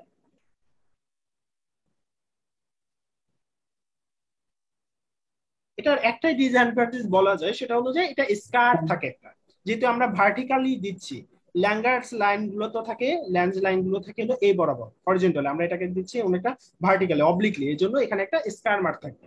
এই জন্য ফিমেলদের ক্ষেত্রে দেখা যায়, বা যাদের একটু কসমেটিক্যাল অ্যাপিয়ারেন্স নিয়ে যারা একটু বেশি চিন্তিত, তাদের ক্ষেত্রে আমরা এই সেম বরাবর লাইন বরাবর আমরা একটা ট্রান্সভার্স ইনসিশন দিতে পারি, এটাকে বলে ল্যান্স ইনসিশন, ঠিক আছে। তাহলে ট্রান্সভার্স লাইন ইনসিশন এটা আমরা দিতে পারি যে অ্যাকর্ডিং টু দ্য ল্যাঙ্গার্স লাইন বরাবর, সেক্ষেত্রে কসমেটিক্যালি এটা ভালো দেখাবে, ওইরকম স্কার মার্কটা এত বেশি প্রমিনেন্ট হবে না। তাহলে কি কি ইনসিশন আমরা জানলাম, একটা হলো গ্রিড আয়রন ইনসিশন, একটা হলো ট্রান্সভার্স ইনসিশন, আর একটা আমরা পড়েছি ইউজুয়ালি বেটার অ্যাক্সেস দরকার হলে গ্রিড আয়রনটাকে আমরা রাদারফোর্ড মাসল কাটিং ইনসিশনে কনভার্ট করতে পারি, ঠিক আছে। আর আমরা যদি কিছুই না জানি এই পেশেন্টের কি অ্যাপেন্ডিসাইটিস নাকি মেকাল ডাইভার্টিকুলাইটিস নাকি অন্য কিছু, সেক্ষেত্রে আমরা যদি অ্যাপেন্ডিসাইটিস কনফার্মই না হই, তার একটা অ্যাকিউট কন্ডিশন, সেটা অ্যাকিউট অ্যাপেন্ডিসাইটিস হতেও পারে নাও হতে পারে, সেই ক্ষেত্রে আমাদের কোনো দরকার নেই, আমরা একটা মিডলাইন ইনসিশন দিয়ে পেশেন্টকে চলে যাব, ঠিক আছে। তাহলে অ্যাপেন্ডিক্স অপারেশন শেষ, এখন চলে আসি আমরা, আচ্ছা ল্যাপারোস্কোপি অ্যাপেন্ডিক্সেক্টমি এগুলো আমাদের এরকম দরকার নেই, এগুলো আমাদের দেশে এত বেশি করা হয় না। আচ্ছা 1312 নাম্বার পেজ। এখন অ্যাপেন্ডিক্সেক্টমি তো আমরা আনইভেন্টফুল একটা অ্যাপেন্ডিক্সেক্টমি করে ফেললাম, তবে অনেক সময় দেখা যেতে পারে অ্যাপেন্ডিক্সেক্টমি করতে গিয়ে অনেক ঝামেলায় পড়তে পারে। এই যে এই ঝামেলাগুলো, এগুলোর মধ্যে অনেকগুলো ঝামেলা আমি নিজেও ফেস করেছি, যদিও আমার এক্সপেন্স এত বেশি না, কিন্তু এই অল্প এক্সপেন্সের মধ্যে এই ঝামেলার বেশ কয়েকটা ঝামেলা আমি ফেস করেছি। তাহলে একটা হলো নর্মাল অ্যাপেন্ডিক্স পাওয়া গেছে, তাহলে এটা আমরা সবাই জানি যে ইন্টার্নের সময় আমরা কি করি, স্যাররা আমাদের একটা টোপ দেয় যে তুমি ভালো করে কাজ করো তাহলে তোমাকে একটা অ্যাপেন্ডিক্সেক্টমি করতে দিব, এরকম আমাকেও দিয়েছিল এবং আমিও রেডি ছিলাম। যখন আমার ইন্টার্নি সার্জারিতে প্লেসমেন্ট শেষ হয়ে যাবে তার 1 মাস আগে সিএ বললো যে আচ্ছা এরপরে যে অ্যাপেন্ডিক্সটা আসবে সেটা তুই করবি। এরপরে দেখলাম যে আগে প্রতি সপ্তাহে 2-3টা অ্যাপেন্ডিক্স আসতো, আমাকে এই কথা বলার পরে আর কোনো অ্যাপেন্ডিসাইটিস এর কেসে আসে, 2-3 সপ্তাহ চলে গেছে, একেবারে শেষ সপ্তাহের আগের সপ্তাহে একটা ফিমেল পেশেন্ট আসছে, ফিমেল পেশেন্ট তার টিপিক্যাল পুরা অ্যাপেন্ডিসাইটিস এর ফিচার। এখন তখন তো আর ওরকম আমরা হিস্ট্রি নিতাম না, বা ওই যে বিল্লা পড়াও ছিল না এখন যেমন সবাই পড়ে, একেবারে পেশেন্টের ওই যে ডান পাশে চাপ দিলাম একটু ব্যথা করে, সিও ডান পাশে চাপ দিল, রিবাউন্ড টেন্ডারনেস পয়েন্টিং সাইন সবই ঠিক আছে পেশেন্টের, আর কোনো কথা নাই, যায় পেশেন্টকে ওটিতে নিয়ে যা তুই এটা করবি, আমিও খুশি পেশেন্টকে অপারেশন থিয়েটারে নিয়ে গেলাম, তার কোনো মেডিকেল হিস্ট্রি কোনো ধরনের কোনো হিস্ট্রি নেওয়া হয়নি। গিয়ে দেখা গেছে কি তারপরে যখন ওপেন করলাম, সুন্দর মাসল ইনসিশন ওপেন করলাম, ওপেন করার সাথে সাথে পেরিটিনামকে যখনই কাটা হয়েছে অ্যাবডোমেন ক্যাপকে ওপেন করার সাথে সাথে কিছু স্যাঙ্গুইনাস একেবারে ব্লাডি ফ্লুইড কিছু বের হয়ে আসছে। এখন অ্যাপেন্ডিসাইটিস তো আর ওইরকম ব্লাড কন্টেনিং ফ্লুইড বের হবে না বা স্যাঙ্গুইনাস ফ্লুইড বের হবে না, এটা দেখেই তো আমি অবশ্য বুঝি নাই তখনও, ওই যে সিএজে সে বলে যে এটা তো অ্যাপেন্ডিসাইটিস না, এখানে অন্য কোনো প্যাথোলজি আছে না, এবং আলটিমেটলি দেখা গেছে যে ওই ফিমেল পেশেন্ট 20 বছরের মতো বয়স ছিল, এর হলো ওই যে সে একটু ভিতরের দিকে গিয়ে দেখে যে ওটা হলো আসলে রাইট ওভারিয়ান ফলিকল, মানে ফলিকল রাপচার ওভারিয়ান ফলিকল, এবং তখন কি হয়েছে, রাপচার ওভারিয়ান ফলিকল, যেহেতু ওটা যে ফলিকলটা রাপচার হয়েছে ওখানে একটু ব্লিডিং ছিল, ওই ব্লিডিং গুলোকে একটু হিমোস্টেসিস করে ওটা ঠিক করে দিয়েছে। এখন এরকম যদি কন্ডিশন হয় যে আমরা একটা পেশেন্টকে অ্যাপেন্ডিসাইটিস ভেবে অপারেশন থিয়েটারে নিয়ে গেলাম, কিন্তু অ্যাপেন্ডিক্স নাই, অ্যাপেন্ডিক্সটা নরমাল, মানে অ্যাপেন্ডিক্স আছে অ্যাপেন্ডিসাইটিস নাই, সেই ক্ষেত্রে আমরা কি করব? আমরা অ্যাপেন্ডিক্স কাটবো নাকি কাটবো না?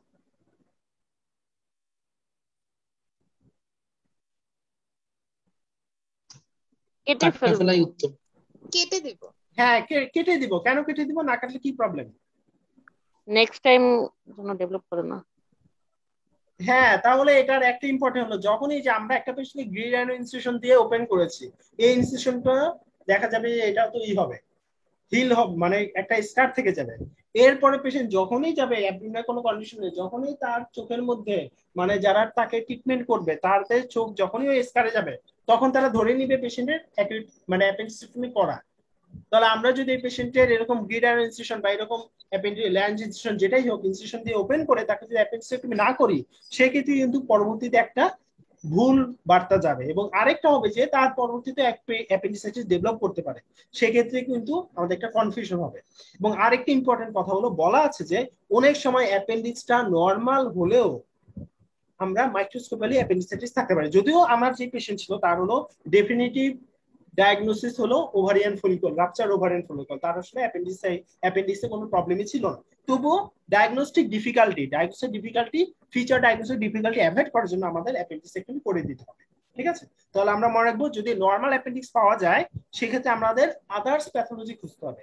আদার্স প্যাথোলজি খুঁজে আমরা ওই প্যাথোলজি ট্রিটমেন্ট করব, এবং একই সাথে অ্যাপেন্ডিসেক্টমি করে দেওয়া আসাই হলো ওয়াইজ ডিসিশন, যেন পরবর্তীতে এটা ডায়াগনোসিস ডিফিকাল্টি না হয়।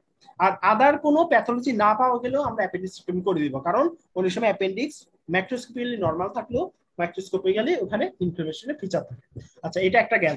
এরপরে কি, অ্যাপেন্ডিক্স পাওয়া যায় না, appendix can not be found, এটাও আমি পেয়েছি। আমি একটা ক্লিনিকে গিয়েছিলাম ইন্টারনেট পরে, ইউজুয়ালি দেখা যেত ওই যে মুন্সিগঞ্জের ক্লিনিকে যেতাম, দুই বন্ধু মিলে, দুই পাশে দুইটা ক্লিনিক, ওইখানে গিয়ে কোনো কাজই থাকতো না, ওই যে গিয়ে ওই যে টিভি ছাড়তাম। এবং আমি আমার সারা জীবনে যত হিন্দি সিনেমা দেখি নাই, ওই ক্লিনিকে বসে বসে টিভিতে সব দেখেছি, কারণ ওইখানে কোন কাজ ছিল না। এর মধ্যে আমাদের একটাই কাজ ছিল যে কোনো অপারেশন হলে অপারেশন পরে এক ফাঁকে গিয়ে পোস্ট অপারেটিভ অর্ডার লিখে দেওয়া, আর সকালে একবার রাউন্ড আর রাতে একবার রাউন্ড দেওয়া। কিন্তু হঠাৎ করে একদিন ওই শুয়ে টিভি দেখতেছি, হঠাৎ করে এক স্যার ভিতর থেকে ডেকে পাঠাইছে যে ওয়াশ নিতে হবে। কেন ওয়াশ নিতে হবে? কারণ অ্যাপেন্ডিক্স নাকি খুঁজে পাওয়া যাচ্ছে না। এখন ওইখানে দেখা যেত যে একটা ওয়ার্ড বয় নিয়ে ওই স্যার ওটি টটি করে ফেলতো, মানে ওই যেই গাইনির যে ম্যাডাম যেত উনিও সিজার করতো ওয়ার্ড বয় নিয়ে, এবং ওই খায়, এর জন্য আমাদের আর এইসব ঝামেলা টামলা যাওয়া লাগতো না। কিন্তু ওই দিন হলো যেহেতু পাচ্ছে না, স্যার ভাবছে যে একজন মেডিকেলের ইয়ে আছে, ওকে নিয়ে দেখি আমরা পাই কিনা। এরপরে স্যার এবং আমি দুজনই মিলে অনেক খুঁজলাম কিছুই পাওয়া যায় না আসলে। এখন অ্যাপেন্ডিক্স মানে সিকাম পাওয়া গেলে তো অ্যাপেন্ডিক্স পাওয়া যাবে, সিকাম আমরা ঠিকই পাচ্ছি। সিকাম যদি না পাওয়া যায়, সেক্ষেত্রে আমরা লেফটে রাইটে উপরে নিচে সে বিভিন্ন জায়গায় খুঁজবো। সিকাম আমরা ঠিকই পাচ্ছি, কিন্তু কোনো অ্যাপেন্ডিক্স নাই। তাহলে এক্ষেত্রে আমরা বলতে পারি যে সিকাম আছে অ্যাপেন্ডিক্স নাই, মানে অ্যাবসেন্ট অ্যাপেন্ডিক্স থাকতে পারে। কারণ অ্যাপেন্ডিক্স তো সবসময় গ্রো মানে ডেভেলপ করবে এমন না, অনেক সময় ডেভেলপ নাও করতে পারে। তবে ওই স্যার যেটা করেছিল, ওই স্যার হলো পরে কই থেকে যেন একটা টিনিয়ার মতো একটা লম্বা একটা ইসের মতো, ওই যে একটা ফাঁসার মতো একটা কেটে কেটে পরে ওটাকে বলে অ্যাপেন্ডিক্স, বলে যে এটা অ্যাপেন্ডিক্স বলে পেশেন্টকে দেখিয়ে মোটামুটি শান্ত করছে। না হলে কারণ আসলে নর্মালি সব জায়গায় ওইরকম যে সব জায়গায় এথিক্যাল প্র্যাকটিস করা সম্ভব না, কারণ পেশেন্টকে গ্রামগঞ্জে পেশেন্টকে একবার যে আপনার অ্যাপেন্ডিসাইটিস হয়েছে অপারেশন করতে গিয়েছে বলে সার্জন যদি বলে যে আপনার অ্যাপেন্ডিক্স খুঁজে পাই নাই, পেশেন্ট কিন্তু বুঝবে না, পেশেন্ট বলবে যে এই সার্জন অ্যাপেন্ডিক্স পায় না, অ্যাপেন্ডিক্স করতে পারে না, এবং এটা সব জায়গায় ছড়িয়ে যাবে। এই জন্য উনি এটা করতে বাধ্য হয়েছিল যে একটা দেখলাম যে টিনিয়ার মতো কি একটা, ওই যে টিনিয়া কোলার মতো লম্বা একটা ফাঁসার মতো ওইটাকে কেটে ওইটাকে নিয়ে বসে যে আপনার অ্যাপেন্ডিক্স এই বলে মোটামুটি ওই ওই দফায় কোনোভাবে পার পেয়ে গেছে। তাহলে আমরা মনে করবো অ্যাপেন্ডিক্স নাও পাওয়া যেতে পারে, ঠিক আছে। তবে মাথায় রাখতে হবে যে আগে আমাদের দেখতে হবে যে সিকাম খুঁজে সিকামের আশপাশ দেখে যদি না পাই অ্যাপেন্ডিক্স, তাহলে নাই, অ্যাপেন্ডিক্স ইজ অ্যাবসেন্ট ডায়াগনোসিস, ঠিক আছে। তারপরে কি, সে আরেকটা হতে পারে অ্যাপেন্ডিকুলার টিউমার পাওয়া গেছে, আমরা অপারেশন করছিলাম, অপারেশন ভাবলাম যে অ্যাপেন্ডিসাইটিস, ঠিক আছে অ্যাপেন্ডিসাইটিস, তবে অ্যাপেন্ডিক্স কাটার সময় আমি দেখলাম যে শক্ত শক্ত এবং শক্ত একটা টিউমার, তো আমরা ধরলেই বুঝতে পারবো। সেক্ষেত্রে আমরা কি করবো, অ্যাপেন্ডিসেক্টমি করবো নাকি করবো না? আচ্ছা, কি করবো আমরা, হেমিকোলেক্টমি করে দিব পেশেন্টের। আমরা একটা অ্যাপেন্ডিক্সেক্টমি করতে গিয়ে দেখলাম যে অ্যাপেন্ডিক্সের মধ্যে একটা টিউমার আছে, শক্ত শক্ত লাগে। সবচেয়ে কমন টিউমার কি অ্যাপেন্ডিক্সে? Carcinoid tumour. Carcinoid tumour. হ্যাঁ, ধরলাম আমরা একটা কার্সিনয়েড টিউমার, অনেক সময় কাটলেও বোঝা যায় যে ইয়েলো কালার একটা টিউমার। সেক্ষেত্রে আমরা কি করব, তাকে অ্যাপেন্ডিক্সেক্টমি করব, অ্যাপেন্ডিক্সেক্টমি করব না, নাকি তাকে হেমিকোলেক্টমি করব, কোনটা করব?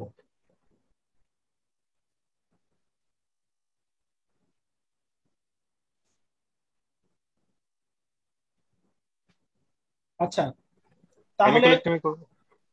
আচ্ছা, আমরা মনে রাখতে হবে এই ক্ষেত্রে আমরা করব অ্যাপেন্ডিসেক্টমি করব। ঠিক আছে, অ্যাপেন্ডিসেক্টমি করার পরে আমাদের কাজ হবে পেশেন্টকে আমাদের কাউন্সিলিং করতে হবে। আপনার অ্যাপেন্ডিক্সে একটা টিউমার আছে, এটা বায়োপসিতে পাঠাবো আমরা। বায়োপসিতে পাঠানোর পরে রিপোর্ট দেখে আমাদের ফার্দার কি করা যাবে, ম্যানেজমেন্ট প্ল্যান হবে। যদি দেখা যায় টিউমারটা লেস দ্যান 2 সেন্টিমিটার, এটা তো আমরা আর মাইক্রোস্কোপিক্যালি ওই টিউমারের সাইজ, এটা হলো মাইক্রোস্কোপিক্যালি বা ওই বায়োপসি রিপোর্টে আসবে। যদি লেস দ্যান 2 সেন্টিমিটার হয়, সেক্ষেত্রে পেশেন্টকে আমরা বলবো আপনার টিউমার ছিল, তবে আমরা যে আপনাকে অ্যাপেন্ডিসেক্টমি অপারেশন করে দিয়েছি, এটা দিয়ে আপনার ট্রিটমেন্ট হয়ে গেছে, আপনাকে আর ফার্দার কিছু করা লাগবে না। তবে যদি দেখা যায় এটা মোর দ্যান 2 সেন্টিমিটার, সেক্ষেত্রে আমরা পেশেন্টকে বলবো যে আপনার যে টিউমারটা এটা অনেক বড়, আপনাকে আরো একটা অপারেশন করতে হবে, সেটা হলো রাইট হেমিকোলেক্টমি। ঠিক আছে, তাহলে আমরা একটা পেশেন্টকে অ্যাপেন্ডিসেক্টমি করব বলে তাকে হেমিকোলেক্টমি করে ফেলা যাবে না। ঠিক আছে, কারণ হেমিকোলেক্টমির অনেক ধরনের প্রিপারেশন লাগে, কনসেন্টের ব্যাপার আছে। আমরা কি করব, পেশেন্টের অপারেশন করে ফেলবো, অপারেশন করে বায়োপসি রিপোর্ট দেখে আমরা ফার্দার ট্রিটমেন্ট প্ল্যান করব। যদি লেস দ্যান 2 সেন্টিমিটার হয়, তাহলে আমরা কাউন্সিলিং করব। আপনার যে অপারেশন করেছি ওটাই হলো আপনার জন্য ডেফিনিটিভ, আপনার আর কোনো ভয় নাই। মানে এরকম ভাবে আমরা কাউন্সিলিং করব যে এটা দিয়ে আপনার টিউমারটা পুরোপুরি রিমুভ হয়ে গেছে। আর যদি মোর দ্যান 2 সেন্টিমিটার হয়, তাহলে পেশেন্টকে আবার কাউন্সিলিং করে তাকে হেমিকোলেক্টমি করতে হবে। ঠিক আছে, এটা হলো পরে অপারেশন করবো বায়োপসি রিপোর্ট দেখে। আচ্ছা, এরপর হলো an appendix abscess is found and appendix can be removed easily। তাহলে অনেক সময় দেখা যায় অ্যাপেন্ডিক্স ওই যে দেরি হয়ে যায়, পেশেন্টের অপারেশন করতে বলা হয়েছে, তারা হলো তার কোন জায়গায় কোন ডাক্তার আছে, বন্ধু বান্ধব বা আত্মীয় স্বজন, তাদের কাছে খোঁজ নিতে নিতে 2-3 দিন দেরি হয়ে গেছে। আলটিমেটলি যখন অপারেশন নিয়ে গেছে, দেখা যায় যে অ্যাপেন্ডিক্স এর মধ্যে অ্যাবসেস হয়ে গেছে। এরকম যদি হয়, তাহলে আমরা কি করব, অ্যাপেন্ডিসেক্টমি না করে আমরা পেশেন্টের অ্যাবসিসটা ড্রেন করবো। অ্যাবসিস ড্রেন করে এখানে একটা ড্রেন টিউব দিয়ে আসবো। ঠিক আছে, কারণ অ্যাপেন্ডিক্স ওই যে অনেক সময় জোড়াজুড়ি করে বের করতে গেলে অ্যাপেন্ডিক্সের সাথে সিকাল ওয়াল ছিঁড়ে যেতে পারে এবং আলটিমেটলি হ্যাজার্ড তৈরি হতে পারে। এই জন্য আমরা কি করব, তাকে অ্যাবসিস হলে, অ্যাবসিসের ট্রিটমেন্ট আমরা সবাই জানি, ইনস্টিটিউশন ড্রেনেজ, ওই ড্রেনেজ করে ওইখানে একটা ড্রেন টিউব দিয়ে আসবো। ঠিক আছে, আচ্ছা, ক্রস ডিজিজ এটা আমাদের লাগবে না। অ্যাপেন্ডিক্সের আরেকটা কন্ডিশন হতে পারে, সেটা হলো অ্যাপেন্ডিক্সে মাস তৈরি হতে পারে। তাহলে আমরা একটা পেশেন্টের অপারেশন জন্য বা অ্যাপেন্ডিসাইটিসের ফিচার নিয়ে আসলো, 2 দিন পরে দেখলাম তার রাইট সাইডে একটু লাম্পের মতো ফর্মেশন হয়েছে। সেক্ষেত্রে আমরা কি করব,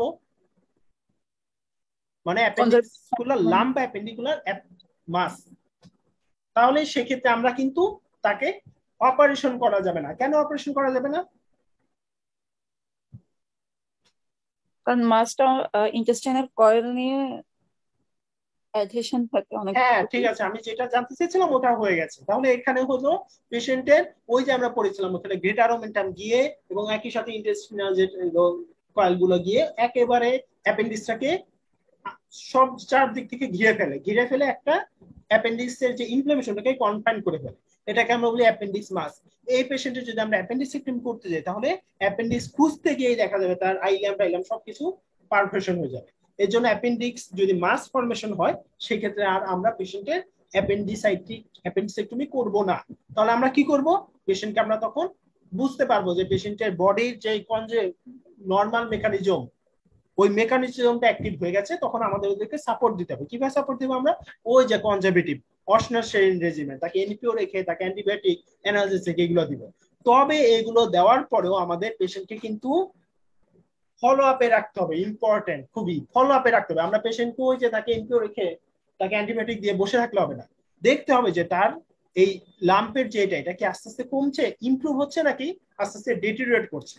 যদি আমরা দেখি পেশেন্টের পালস বেড়ে যাচ্ছে, রাইজিং পালস, বা অ্যাবডোমিনাল পেইন আগের চেয়ে বেড়ে গেছে, বা পেশেন্টের মাস যেটা ছিল ওটা আরো বড় হয়ে গেছে আগের চেয়ে, তাহলে আমরা বুঝবো কি, তাহলে বুঝবো তার ইনফ্লামেশনটা আরো বেশি বেড়ে যাচ্ছে, মানে পেশেন্টের অ্যাপেন্ডিক্সের এটা ঠিকমতো অ্যাপেন্ডিক্সের মাস যে তৈরি হয়েছিল এটা ঠিকমতো অ্যাপেন্ডিসাইটিসটাকে কমাতে পারছে না, বা আমাদের কনজারভেটিভ ট্রিটমেন্টে এটা ঠিকমতো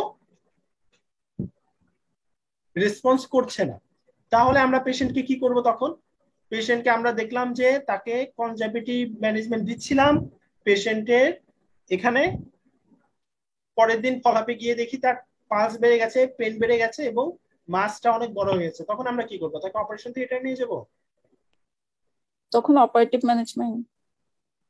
আচ্ছা, সেই ক্ষেত্রে আমরা কি বুঝলাম? আমরা এই ডায়াগনোসিস দেখে আমরা বুঝলাম যে তার ভিতরে কোনো প্রবলেম থাকতে পারে, এমন হতে পারে যে তার মাসের ওইখানে কোনো অ্যাক্সিস বা পাস এগুলো ফর্মেশন হতে পারে। সেই ক্ষেত্রে আমরা সরাসরি অপারেশন থিয়েটারে না গিয়ে আমরা তাকে সিটি স্ক্যান করতে পারবো। ঠিক আছে, সিটি স্ক্যান রিপোর্ট দেখে আমরা একটা কন্ট্রাস্ট সিটি স্ক্যান করব। সিটি স্ক্যান দেখে তো আমরা বুঝতে পারবো যে তার ওই অ্যাপেন্ডিক্সের যে মাস ওটার কি অবস্থা। যদি দেখি ওখানে অ্যাবসেস ফর্মেশন হয়েছে তাহলে আমরা তাকে যদি সম্ভব হয় তাহলে পারকিউটিনাস রেডিওলজিক্যাল অ্যাক্সেসটা ড্রেন করবো। ঠিক আছে, আর যদি দেখা যায় যে পেশেন্টের কন্ডিশন কোনোভাবেই ভালো হচ্ছে না বা অন্য কোনো ডায়াগনোসিস থাকলে আমরা সেই মতো লাগলে, এমন যদি হয় যে কোনো কিছুতে ভালো হচ্ছে না, সেক্ষেত্রে লাগলে ওপেন করতে হবে। ঠিক আছে, ল্যাপারোটমি করতে হবে। তাহলে আমরা কি কি জানলাম? অ্যাপেন্ডিক্স মাস এটা হতে পারে পেশেন্টের যদি দেখা যায় যে greater omentum coil of intestine এরা গিয়ে যদি অ্যাপেন্ডিক্সটাকে ঘিরে ফেলে, তখন অ্যাপেন্ডিক্স একটা মাস হতে পারে। এটা মাস হওয়া এক হিসেবে কিন্তু ভালো, মানে ভালো মানে কি যে বোঝা যাচ্ছে যে পেশেন্টের বডি যে মেকানিজম কম্পেনসেটরি মেকানিজম অ্যাক্টিভ হয়েছে, অনেক সময় এটা দিয়েই তার অটোমেটিক অ্যাপেন্ডিসাইটিসটা রিজলভ হয়ে যায়। তাহলে এরকম হলে আমরা তাকে কনজারভেটিভ ম্যানেজমেন্ট দিয়ে ট্রিটমেন্ট করব, তবে পেশেন্টকে ফলো আপে রাখতে হবে। ফলো আপে দিয়ে আমরা যদি দেখি পেশেন্ট ইমপ্রুভ হচ্ছে তাহলে তো ভালো, ইমপ্রুভ হলে পেশেন্টকে আমরা ফলো আপে রেখে তাকে ট্রিটমেন্ট করবো। আর যদি দেখা যায় পেশেন্টের কন্ডিশন আস্তে আস্তে খারাপ হয়ে যাচ্ছে, তখন আমরা কি করব? তখন আমরা পেশেন্টকে একটা কন্ট্রাস্ট এনহান্স সিটি স্ক্যান করবো। সিটি স্ক্যান রিপোর্ট দেখে তখন আমরা ট্রিটমেন্ট প্ল্যান করবো। যদি দেখা যায় ওখানে অ্যাবসেস হয়েছে তাহলে পারলে অ্যাবসেসটা আমরা পারকিউটিনাস এখন ওই যে আল্ট্রাসাউন্ড গাইডেড বা সিটি গাইডেড ড্রেন করা যায় ওইভাবে করবো, বা যদি কোনো ওরকম করা যায় না তখন আমরা লাগলে ল্যাপারোটমিও লাগতে পারে। ঠিক আছে, যদি পেরিটোনিয়াসের ফিচার থাকে।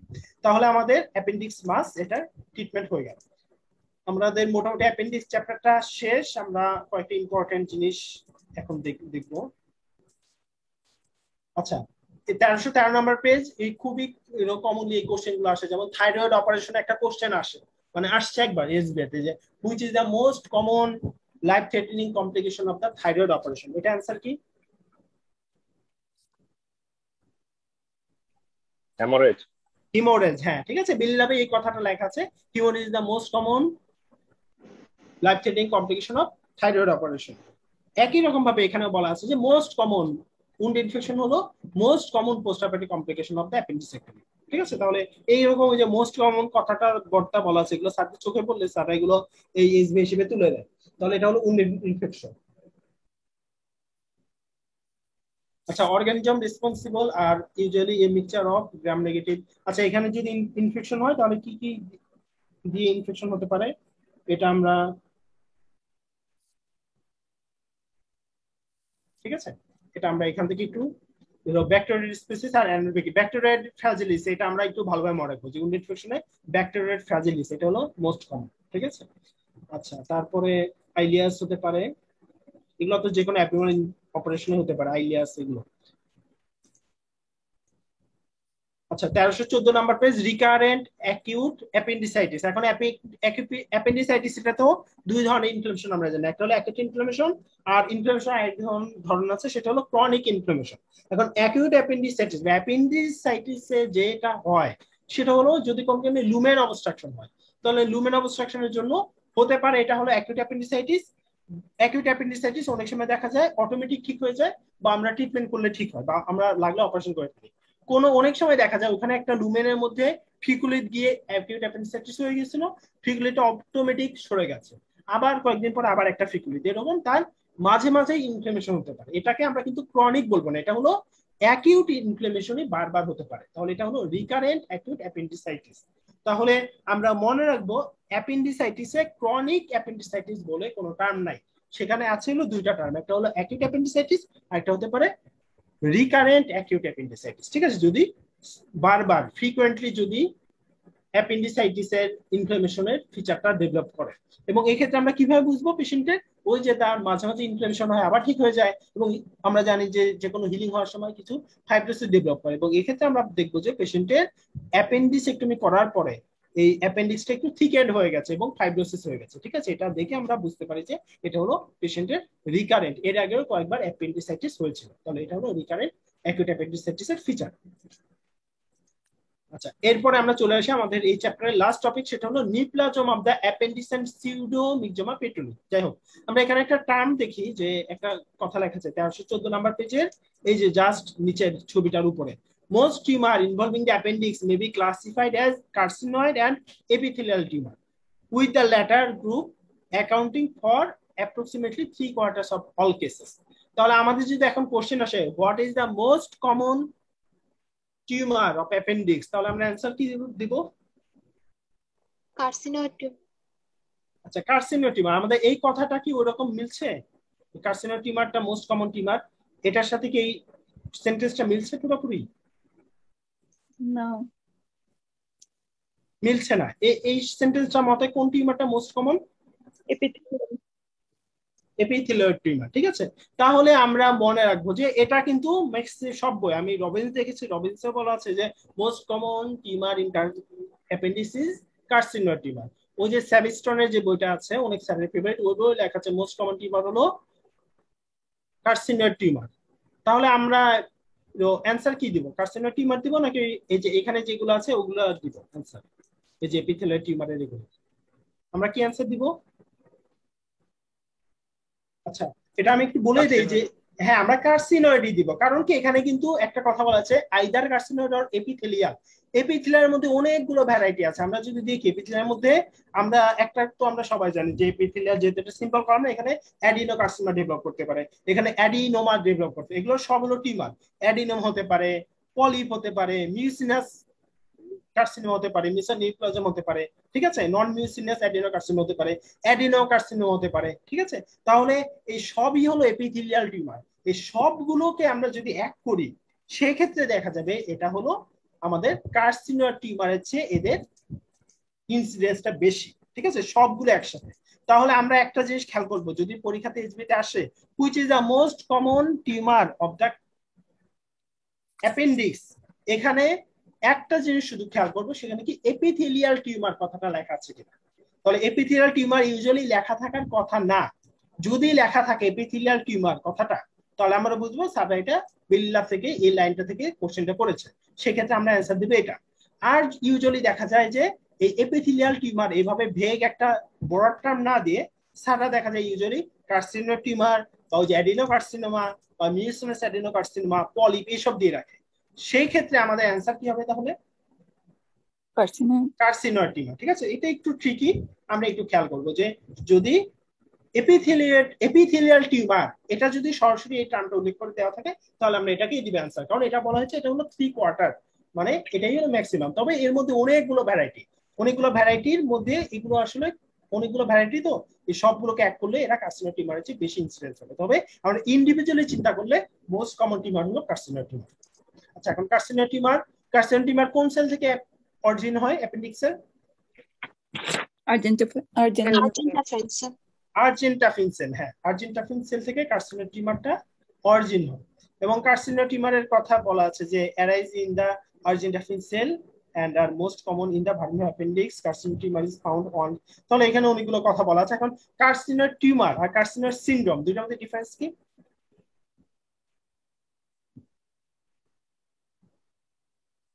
টিউমার মানে কি? টিউমার মানে একটা মাস, তাই না? টিউমার মানে একটা সোয়েলিং, একটা মাস তৈরি হয়েছে। আর কার্সিনোড সিনড্রোম মানে কি? এমনিতে সিনড্রোম মানে কি বোঝায়?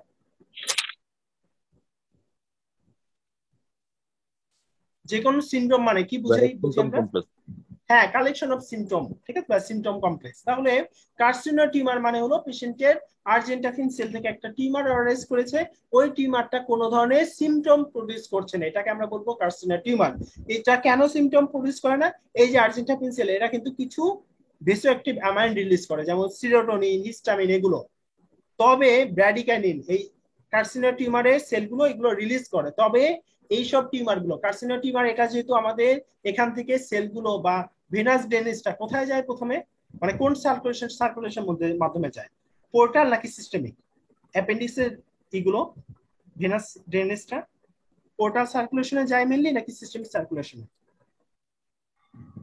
System circulation. আচ্ছা, এটা তো মেনলি পোর্টালে যাবে তাই না? আমাদের ইন্টেস্টাইন গুলো ইউজুয়ালি যায় পোর্টালে, প্রথমে যায় পোর্টালে, তারপর ওইখান থেকে সিস্টেমে যায়। তাহলে যখন এরা পোর্টাল সার্কুলেশন দিয়ে লিভারে পৌঁছাবে, লিভারে পৌঁছানোর পরে এখানকার যে অ্যামাইন গুলো আছে ওরা লিভারের মধ্যে মেটাবলিজম হয়ে যায়, মেটাবলিজম হওয়ার বা ইনঅ্যাক্টিভ হয়ে যায়, এই জন্য দেখা যায় এরা সিস্টেমিক সার্কুলেশনে যেতে পারে না।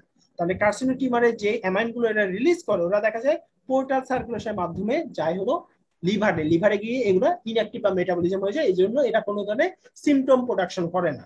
কিন্তু যদি দেখা যায় কার্সিনোর টিউমারটা অনেক বড় হয়ে যায় বা মেটাস্টেসিস হয়ে যায়, যেমন যদি ইনিশিয়ালি ট্রিটমেন্ট না করা হয় তখন এটা অনেক বড় হয়ে আলটিমেটলি লিভারে মেটাস্টেসিস হয়ে যেতে পারে। লিভারে মেটাস্টেসিস হলে তখন কিন্তু আর এই যে ম্যাটেরিয়াল গুলো আছে বা আমাদের যে সিরোটোনিন হিস্টামিন যেগুলো রিলিজ হচ্ছে ওরা কিন্তু তখন আর লিভারের মাধ্যমে ইনঅ্যাক্টিভ বা মেটাবলিজম হতে পারবে না, এটা সরাসরি দেখা যাবে সিস্টেমিক সার্কুলেশনে চলে যাবে। সিস্টেমিক সার্কুলেশনে গেলে তখন পেশেন্টের বিভিন্ন ধরনের সিমটম তৈরি হবে এই যে অ্যামাইন গুলোর কারণে, যেমন তার ব্রঙ্কোস্পাজম, ডায়রিয়া, ফ্ল্যাশিং, এইসব ধরনের বিভিন্ন ধরনের সিমটম তখন তৈরি হবে, কারণ এরা পোর্টালের মধ্যে আর না, এরা সিস্টেমিক সার্কুলেশন চলে গেছে। তখন আমরা এটাকে বলবো কার্সিনয়েড সিনড্রোম। ঠিক আছে, তাহলে টিউমার এবং সিনড্রোম, টিউমার হলো যখন এটা কোন ধরনের সিমটম প্রডিউস করবে না তখন বলবো কার্সিনোয়েড টিউমার, আর টিউমারটা যখন লিভারে মেটাস্টেসিস করে সিস্টেমিক সার্কুলেশন চলে যাবে তখন আমরা এটাকে বলবো যে সিমটম গুলো তখন তৈরি হবে বিভিন্ন ধরনের ব্রঙ্কোস্পাজম, ডায়রিয়া, ফ্লাশিং, এইসব ধরনের সিমটম, এটাকে আমরা বলবো কার্সিনোয়েড সিনড্রোম। ঠিক আছে, তাহলে এটা আমরা মনে রাখবো। এবং ট্রিটমেন্ট আমরা জানি অ্যাপেন্ডিক্স এটা হলো most common site of the carcinoid tumour, এবং এটার ট্রিটমেন্ট কি, যদি লেস দেন 2 সেন্টিমিটার হয় সেক্ষেত্রে আমরা শুধুমাত্র অ্যাপেন্ডিসেক্টমি করবো, যদি মোর দেন 2 সেন্টিমিটার হয় তখন আমরা কি করব, তখন আমরা হেমিকোলেক্টমি করব। ঠিক আছে, তাহলে this is the treatment of carcinoid tumour. আচ্ছা, আর আমাদের এখানে দেখতে পাচ্ছি যে এগুলোর মুখস্থ করার কিছু নাই, এখানে এপিথেলিয়াল টিউমার বিভিন্ন ধরনের হতে পারে, অ্যাডিনোকার্সিনোমা, তারপরে মেসোসেল কার্সিনোমা, এগুলো নামও দরকার নাই পড়া, শুধু এপিথেলিয়াল টিউমার। আচ্ছা, এখানে একটা ইম্পর্টেন্ট যেটা এটাকে এসবিএ পরীক্ষাতে এসেছিল 1315 নাম্বার পেজ, 1315 নাম্বার পেজের নিচের দিকে প্যাথোলজি পেপার 3-তে একবার আসছিল যে ইমিউনোহিস্টোকেমিক্যাল স্টেন হিসেবে আমরা কার্সিনোয়েড টিউমারের ক্ষেত্রে কোন স্টেনটা ইউজ করবো, এটা হলো ক্রোমোগ্রানিন বি। ঠিক আছে, এটা আমরা একটু মনে রাখবো, ক্রোমোগ্রানিন বি খুবই ইম্পর্টেন্ট, এটা কিন্তু এসবিএতে কোশ্চেনটা আসছিল। ক্রোমোগ্রামিন বি, ক্রোমোগ্রানিন বি, এটার এই ইমিউনোলজিক্যাল স্টেনের মাধ্যমে আমরা কার্সিনোয়েড টিউমারটা ডায়াগনোসিস করতে পারি। ঠিক আছে, আরেকটা আছে ওটা আমরা একটু পরে দেখবো, ওটা বিল 11। আচ্ছা, এগুলো আমাদের দরকার নাই। আর লাস্ট টপিকস হলো 1317 নাম্বার পেজে এই যে অ্যাপেন্ডিসেক্টমি বা অ্যাপেন্ডিসাইটিস টিউমার যেগুলো হয় সেখানে আমরা কয়েকটা টিউমার মার্কার ইউজ করতে পারি বা টিউমার মার্কার দিয়ে পেশেন্টকে সার্ভিলেন্স করতে পারি। কি কি টিউমার মার্কার শুধু মনে রাখবে, এগুলো ইউজুয়ালি যে কোনো কোলোরেক্টাল ক্যান্সারে আমরা এগুলো দিয়েই করি, যেমন কার্সিনোএমব্রেনিক অ্যান্টিজেন, CA19-9, তারপর CA125, এগুলো। তাহলে এই 3টা টিউমার মার্কারের নাম আমরা মনে রাখবো। এগুলো অ্যাপেন্ডিক্স রিলেটেড বা অ্যাপেন্ডিক্স মনে না রাখলে আমরা মনে রাখবো যে কোলন কার্সিনোমাতে আমরা এই টিউমার মার্কারগুলো দেখে পেশেন্টকে সার্ভিলেন্স করতে পারি। ঠিক আছে, তাহলে আমাদের এই অ্যাপেন্ডিক্স চ্যাপ্টারটা শেষ, আমরা এরপরে পড়বো রেকটাম অ্যানাল ক্যানেল। তার আগে আমরা কয়েকটা কোশ্চেন একটু সলভ করে আসার চেষ্টা করব।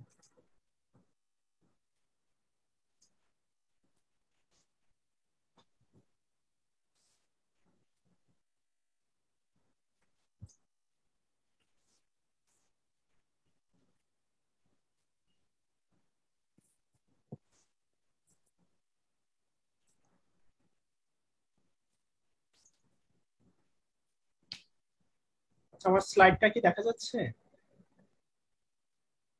জি।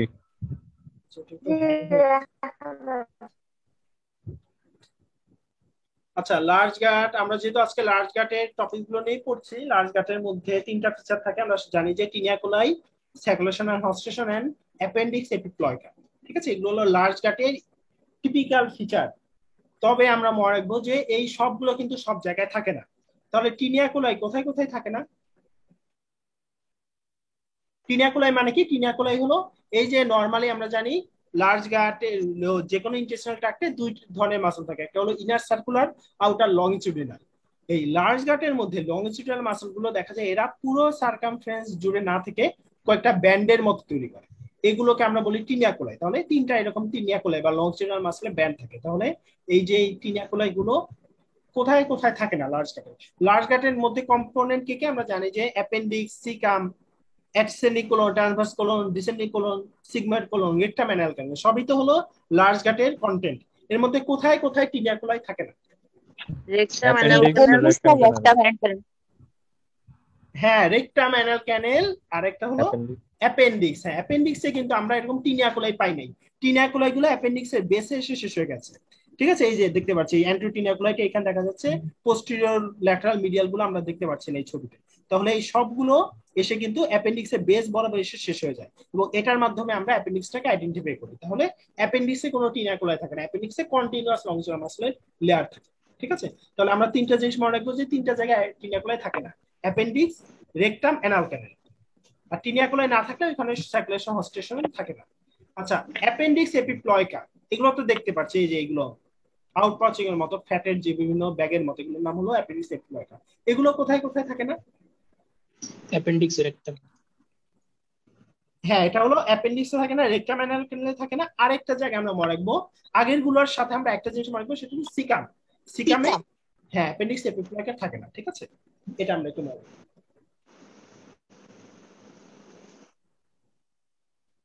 আচ্ছা, এটা হলো অ্যাপেন্ডিক্স। অ্যাপেন্ডিক্স এর ক্ষেত্রে খুবই ইম্পর্টেন্ট, আমাদের অ্যাপেন্ডিক্স এর ঠিক পিছনে কিন্তু বড় বড় দুইটা ভেসেল থাকে, স্টাইলাক ভেসেলস। ঠিক আছে, এই দুইটা একটু খেয়াল রাখবো আমরা, যদি এগুলো ইনজুরি হওয়ার চান্স নাই, কিন্তু এগুলো রিলেশন থাকে ওই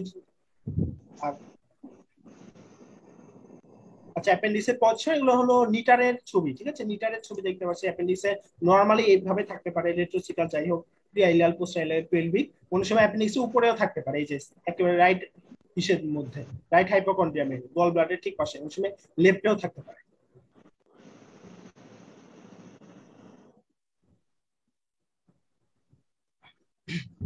আচ্ছা, এটা তো একেবারে সিম্পল কোশ্চেন, একেবারে ক্লিন কাট কোশ্চেন। D. প্যারাসাইট, হ্যাঁ কজিং, এটা একেবারে। A D. আচ্ছা, এটা হলো এসবিএ, তো এসবিএ তে আমরা কোনটা অ্যান্সার দিব? ডি। D number. ঠিক আছে, এই এসবিএ তেই আসছে, দুইবারই এসবিএ তেই আসছে কোশ্চেনটা, যে কোন প্যারাসাইট অ্যাকুট অ্যাপেন্ডিসাইটিস অক্সিলারিস ভার্মিকুলারিস, পিনওয়ার। ঠিক আছে, এটাকে পিনওয়ার নামেও ডাকা। আচ্ছা, কার্সিনোয়েড টিউমার, আচ্ছা এগুলো আমরা না বলি। আচ্ছা, এখানে কার্সিনোয়েড টিউমারের কয়েকটা আমরা একটু লিখে রাখবো। ঠিক আছে, বেলি লাভের মধ্যে কি কি অ্যামাইন রিলিজ করে, সেটা হলো যে সিরোটোনিন, হিস্টামিন, তারপর কিছু প্রোস্টাগ্ল্যান্ডিন, ক্যালিকটেনিন, এগুলো রিলিজ করে। তবে এগুলো সার্কুলেশনে দেখা যায়, পোর্টাল সার্কুলেশনে দিয়ে লিভার এগুলো ফিল্ট্রেশন হয়ে যায় বা মেটাবলিজম হয়ে যায়, এই জন্য এগুলো সিস্টেমিক সার্কুলেশনে যেতে পারে না। তখন আমরা এটা বলি কার্সিনোয়েড টিউমার। যদি কোনো কারণে এটা মেটাস্টেসিস হয়ে যায়, তখন কিন্তু এগুলো দেখা যাবে সিস্টেমিক সার্কুলেশন চলে গেছে, তখন পেশেন্টের সায়ানোসিস হয়ে যায়, ফ্ল্যাশিং, ডায়রিয়া, ব্রঙ্কোস্পাজম, এগুলো ডেভেলপ করবে। এই যে সিমটম গুলো ডেভেলপ করবে, তখন আমরা এটাকে বলি কার্সিনোয়েড সিনড্রোম। আচ্ছা, এগুলো একটু কনসেপ্ট বেস এসবিএ, যে 8 years old child presented with fever, right sided colic abdominal pain.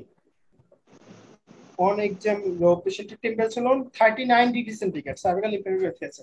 এই পেশেন্টের ক্ষেত্রে আমরা কি করব? Contrast CT scan. আচ্ছা, contrast USG of scan. abdomen. হ্যাঁ, আমরা এই যে নেক্সটে তো আমরা পেশেন্টের আল্ট্রাসোনোগ্রাম করতে পারি, কারণ আমরা বলেছিলাম যে বাচ্চাদের ক্ষেত্রে রেডিয়েশন হ্যাজার্ড থাকে, তো এর জন্য আমরা অনেক সময় তাদের আল্ট্রাসোনোগ্রামটা প্রথমে প্রেফার করি। আল্ট্রাসোনোগ্রামে না পাওয়া গেলে তখন আমরা সিটি স্ক্যানটা করা লাগতে পারে। ঠিক আছে, তখন অনেক সময় আল্ট্রাসোনোগ্রামই বোঝা যায় মোটামুটি। তাহলে আমরা এই পেশেন্টের ক্ষেত্রে যেহেতু নেক্সট বলেছে, আমরা ইনিশিয়ালি আল্ট্রাসোনোগ্রাম করে আমরা মনে রাখবো এই বাচ্চাদের ক্ষেত্রে, এই বাচ্চা, চাইল্ড এবং ফিমেলদের ক্ষেত্রে আমরা প্রথমে আল্ট্রাসোনোগ্রাম করব।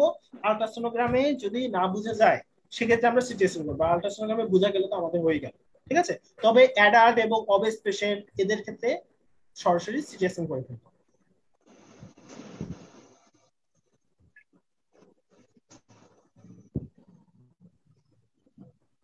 আচ্ছা, এই পেশেন্টের ম্যান্টেল স্কোর কত হবে?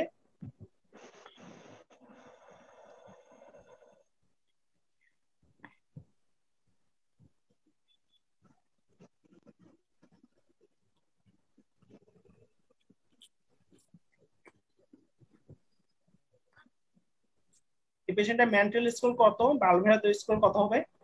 8. 8, এত বেশি?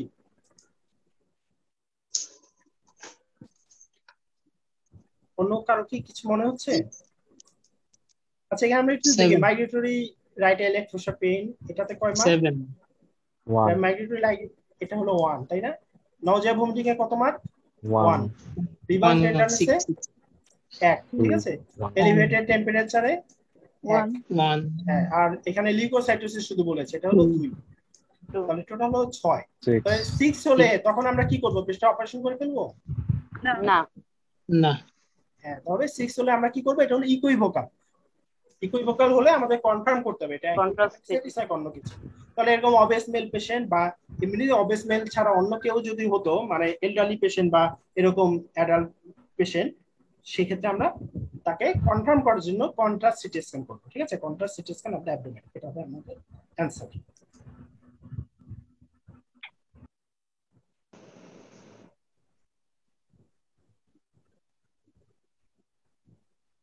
আচ্ছা এটাও মোটামুটি এখন আশা করি সবাই পারবে, এগুলো কনসেপ্ট বেস, ঠিক আছে। আমরা যেহেতু এতক্ষণ পড়েছি অ্যাপেন্ডিসাইটিস, এটার মধ্যে আমরা মোটামুটি ম্যানেজমেন্ট করতে পারবো কিনা একেবারে টেক্সট বুক অনুযায়ী এটা বোঝার জন্য। তাহলে এই পেশেন্টের ক্ষেত্রে কি বলেছে? 30 years old female came with migratory right iliac fossa pain, anorexia, nausea, vomiting, এই যে অনেক কিছু। এই পেশেন্টের ডায়াগনোসিস কি আপাতত? আলট্রাসাউন্ড করব অ্যাপেন্ডিকুলার মাস অ্যাপনিকুলার এই পেশেন্টের ডায়াগনোসিস হলো অ্যাপেন্ডিকুলার লাম্প বা অ্যাপেন্ডিক্সকুলার মাস, তাই তো? পেশেন্টের এখানে মাস তৈরি হয়ে গেছে, তাই, ঠিক আছে।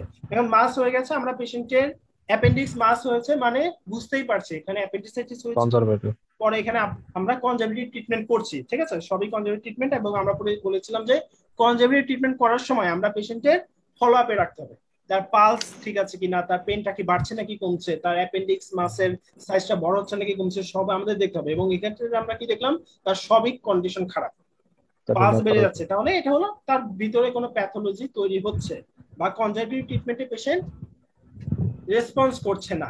সেক্ষেত্রে আমরা কি করব এই পেশেন্টের ক্ষেত্রে? হ্যাঁ আলট্রাসোনোগ্রাফি করব। আচ্ছা এই পেশেন্টের ক্ষেত্রে কি আমরা আলট্রাসোনোগ্রাম করব? এই পেশেন্টের ক্ষেত্রে কিন্তু আমাদের ওই যে তার ওই একটোপিক নাকি তার ওগুলা কিন্তু কিছু নাই, আমাদের কিন্তু অলরেডি ডায়াগনোসিস হয়ে গেছে, তাই না? যে অ্যাপেন্ডিসাইটিস ছিল, ওটা অ্যাপেন্ডিকুলার লাম্প তৈরি হয়েছে বা মাস তৈরি হয়ে গেছে। ল্যাপারোটমি করবো এমার্জেন্সি। কন্ট্রাস্ট সিটি স্ক্যান তাহলে। হ্যাঁ, কন্ট্রাস্ট সিটি স্ক্যান, আমরা সরাসরি ল্যাপারটমিতে যাব না, ঠিক আছে। এখানে কি হতে পারে? এখানে আমরা সিটি স্ক্যান একটা করব। সিটি স্ক্যানে যদি দেখি এখানে পাস ফরমেশন বা অ্যাবসেস ফরমেশন হয়েছে, তাহলে আমরা কিন্তু ল্যাপারটমি ছাড়াই তার রেডিওলজিক্যালি সিটি গাইডেড বা আল্ট্রাসোনো গাইডেড অ্যাসপিরেশন করতে পারি বা ওই যে অ্যাবসেসটা ড্রেন করে নিয়ে আসতে পারি। বা যদি আমরা দেখি পেরিটোনিয়াইটিস ফিচার ডেভেলপ করেছে, তখন আমরা ল্যাপারটমি করব। তাহলে প্রথমেই একটা পেশেন্টকে কনজারভেটিভ থেকে সরাসরি ল্যাপারটমিতে যাব না, আমরা তাকে প্রথমে কন্ট্রাস্ট এনহান্স সিটি স্ক্যান করে দেখব তার কি অবস্থা। যদি দরকার হয় তাহলে আমরা নেক্সট স্টেজ হিসেবে তাকে অ্যাবসেস থাকলে ওটা ড্রেন করব বা লাগলে ল্যাপারটমি করব। তাহলে এখানে আমাদের নেক্সটে আমরা কন্ট্রাস্ট সিটি স্ক্যান করব, ঠিক আছে। আচ্ছা এখানে এই দুইটা ছবি যদি বেলিলাভের ছবি না, এগুলো আমাদের অন্য টেক্সট বুকের ছবি, যে স্যাভিস্টনের ছবি। এখানে দেখতে পাচ্ছেন নরমাল অ্যাপেন্ডিক্স হলো এরকম, ঠিক আছে। আর অ্যাপেন্ডিক্সের এই যে নরমাল অ্যাপেন্ডিক্স, যে আলট্রাসোনোগ্রামে আমরা এরকম দেখব। আর অ্যাপেন্ডিসাইটিস হলে দেখতে পাচ্ছি এই অ্যাপেন্ডিক্সটা অনেক মোটা হয়ে গেছে, ঠিক আছে, থিকেন্ড অ্যাপেন্ডিক্স হয়ে গেছে। এবং এই আমরা যদি ডপলার দিই, ডপলার দিলে এখানেও অনেক বেশি ভাস্কুলারিটি দেখবো। এই যে ভাস্কুলারিটি পুরো অ্যাপেন্ডিক্সের পুরো ওয়ালে ভাস্কুলারিটি বেড়ে গেছে, এটাকে বলা হয়েছে রিং অফ ফায়ার অ্যাপিয়ারেন্স, ঠিক আছে। তাহলে যে distension and wall thickening and blood flow is increased leading to so called ring of fire appearance, ঠিক আছে। তাহলে এটা বেলিলাভে নাই, তবে এটা আমাদের ওই যে স্যাভিস্টনে আছে, ওইখান থেকে দিয়েছি। এটা একটু লিখে রাখবো আমরা, ultrasonogram finding of the acute appendicitis. একটা হলো এটা থিকেন্ড হবে, এটা হলো অনেক সময় দেখা যেতে পারে পেরি অ্যাপেন্ডিসিয়াল ফ্লুইড জমা হবে, এখানে কিছু ফ্লুইড কালেকশন হতে পারে। আরেকটা হতে পারে আমরা ডপলার করলে এরকম রিং অফ ফায়ার অ্যাপিয়ারেন্স পাবো। আচ্ছা সিটি স্ক্যান করলে, সিটি স্ক্যানের এই কথাটা আমাদের বেলিলাভেরই ডায়াগনস্টিক যেই চ্যাপ্টার আছে ওইখানে আলট্রাসোনোগ্রাম মানে সিটি স্ক্যান ফাইন্ডিং বলা আছে যে তার অ্যাপেন্ডিক্সের থিকনেস হবে মোর দেন 7 মিলিমিটার, এই যে ওয়ালের থিকনেস মোর দেন 7 মিলিমিটার হবে, এবং পেরি অ্যাপেন্ডিসিয়াল কিছু ইনফ্লেমেটরি চেঞ্জ পাবো। This are feature of acute appendicitis in CT scan. আচ্ছা এটা যদিও আমাদের বই থেকে সরাসরি দেয় নাই, তবে কি মনে হচ্ছে diagnostic microscope feature of the acute appendicitis যদি এসবিএ তে আসে আমরা কোনটা দিব आंसर? ডি। ডি দিব, neutrophilic infiltration. Neutrophilic infiltration in appendix wall. হ্যাঁ, এটা সবাই তাহলে পারবো। আমরা দেখতে পাচ্ছি যে এখানে যে ফিচার আছে সবই কিন্তু মোটামুটি পাওয়া যায়। আমাদের অ্যাকিউট অ্যাপেন্ডিসাইটিসে আমরা যদি মাইক্রোস্কোপি বা হিস্টোপ্যাথোলজি করি এখানে কনজেস্টেড সিরোসা বা ওই যে হাইপারেমিয়া যদিও মাইক্রোস্কোপিতে এরকম নাও বুঝে দিতে পারে, ফিকোলিট অনুসারে পাওয়া যায়, সবই পাওয়া যাবে। তবে মাইক্রোস্কোপিক ফিচার যদি অ্যাকিউট ইনফ্লামেশনের জন্য কোনটা বেস্ট, এটা বিভিন্ন ভাবে সারা কোশ্চেন দেয়। অনেক সময় অ্যাকিউট অ্যাপেন্ডিসাইটিস, অ্যাকিউট যেটাই হোক, অ্যাকিউট ইনফ্লামেশন আমরা ডায়াগনোসিস করবো কিভাবে? নিউট্রোফিলিক ইনফিল্ট্রেশন দিয়ে। ঠিক আছে, আমরা সবাই মনে রাখবো অ্যাকিউট ইনফ্লামেশন, যে কোনো জায়গার অ্যাকিউট ইনফ্লামেশন আমরা ডায়াগনোসিস করব বাই নিউট্রোফিলিক ইনফিল্ট্রেশন। এটা দিয়ে আমরা বুঝবো যে অ্যাকিউট অ্যাপেন্ডিসাইটিস। এটা আমরা রিকারেন্ট অ্যাকিউট অ্যাপেন্ডিসাইটিস কখন বলতাম? ইকুয়ালি রিকারেন্ট অ্যাকিউট অ্যাপেন্ডিসাইটিস যদি আসে তাহলে এটার ফিচার কি হবে? আমরা কি দেখে বুঝবো যে এটা রিকারেন্ট অ্যাকিউট অ্যাপেন্ডিসাইটিস? ফাইব্রোসিস থাকবে। হ্যাঁ, ফাইব্রোসিস। ঠিক আছে, ফাইব্রোসিস থাকবে এবং একটু ওয়ালটা থিকেন হবে। থিকেনটা অনেক সময় ফাইব্রোসিস হয়ে থিকেন হতে পারে। আবার এখানে যদি অ্যাকিউট ইনফ্লামেশন, এখানে কিন্তু সবই থাকবে তার।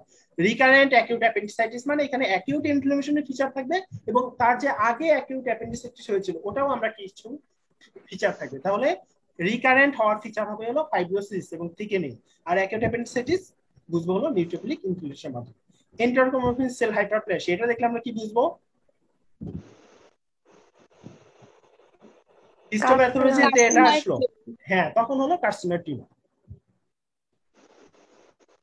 আচ্ছা, গ্রিড ইনসিশন কোন, এটা কিন্তু কমনলি কোশ্চেন আসে যে কোন ইনসিশন কোন কোন স্ট্রাকচার দিয়ে পাস করবে। তাহলে এটা হলো এমসিকিউ আসছিল একবার যে গ্রিড ইনসিশন কোন কোন স্ট্রাকচার দিয়ে পাস করবে। এটা आंसर কি কি হবে? বি। এটা হলো এমসিকিউ। ঠিক আছে, এমসিকিউ মানে তো আমাদের অনেকগুলো ট্রু হতে পারে, অনেকগুলো ফলস হতে পারে, তাই না? বলছে কোন কোন ই দিয়ে যাবে। তাহলে এখানে কি ক্যান্সার হবে?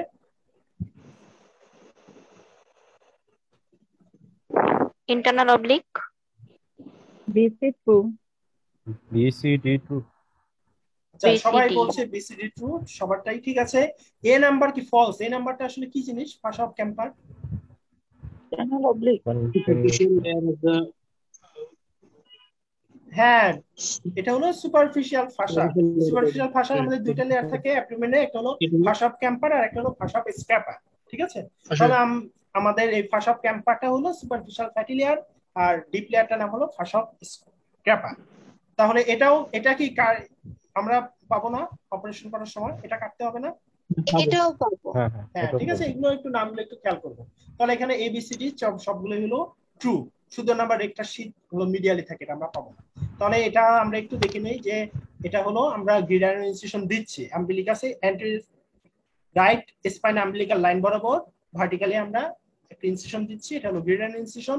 আমরা প্রথমে স্কিন কাটলাম, তারপরে হলো ওই যে fascia of Camper and fascia of Scarpa কাটলাম। ঠিক আছে, সুপারফিশিয়াল ফাঁসা আমরা কেটে ফেলে যে রিট্রেট করলাম। এরপরে কি এই যে ফাইবারটা দেখা যাচ্ছে, এই ফাইবারটা কোন মাসলের ফাইবার? এই ফাইবারের ডিরেকশন দেখে আমরা বুঝতে পারবো এটা কোন মাসলের ফাইবার।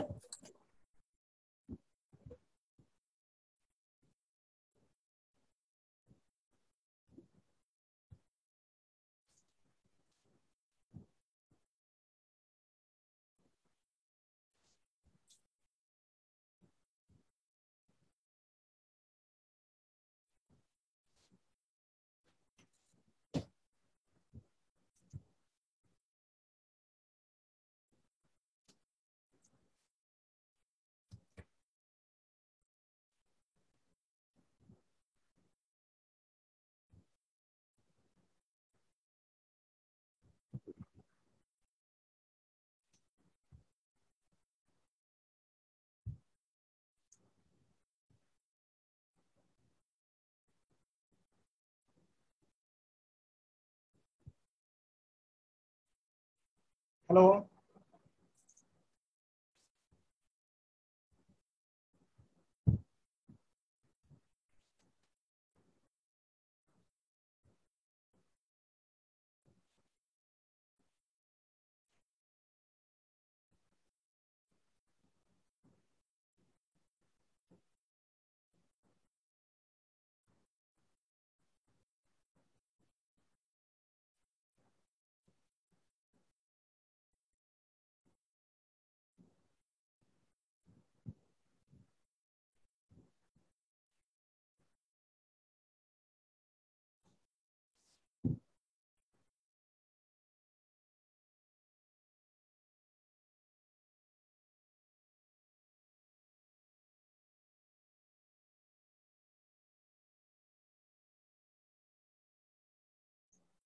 কানেকশনটা চলে গিয়েছিল একটু।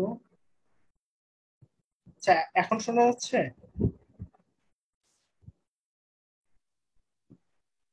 এখন কি হ্যাঁ ভাইয়া শোনা যাচ্ছে। জি জি হ্যাঁ শোনা কানেকশনটা যাচ্ছে। একটু চলে গিয়েছিল।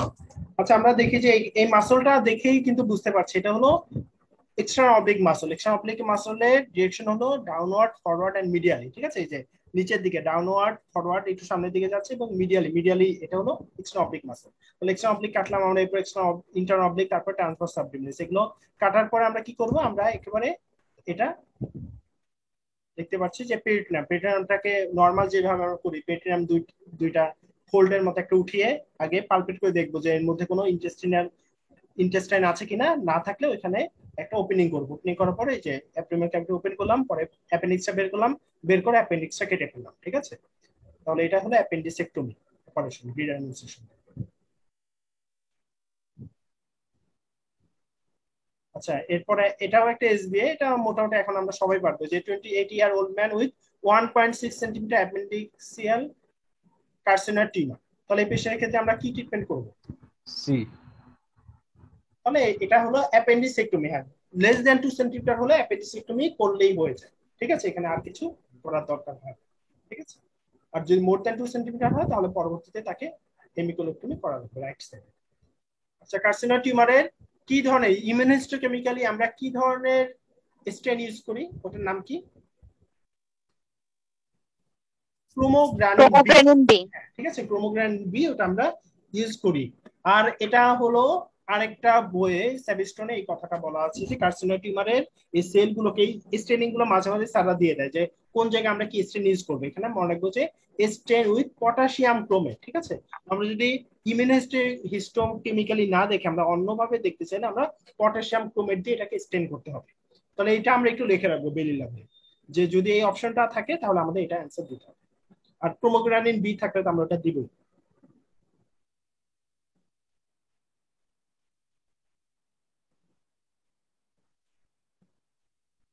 আচ্ছা আমাদের আজকের লাস্ট কোশ্চেন অ্যাপেন্ডিক্স এর, এটা হলো এমসিকিউ একটা, ভার্মিও অ্যাপেন্ডিক্স। এটা 2000 মানে কোন একবার আসছিল, তো এটা এমসিকিউ এর মধ্যে কোনটা কোনটা অ্যান্সার হবে একটু?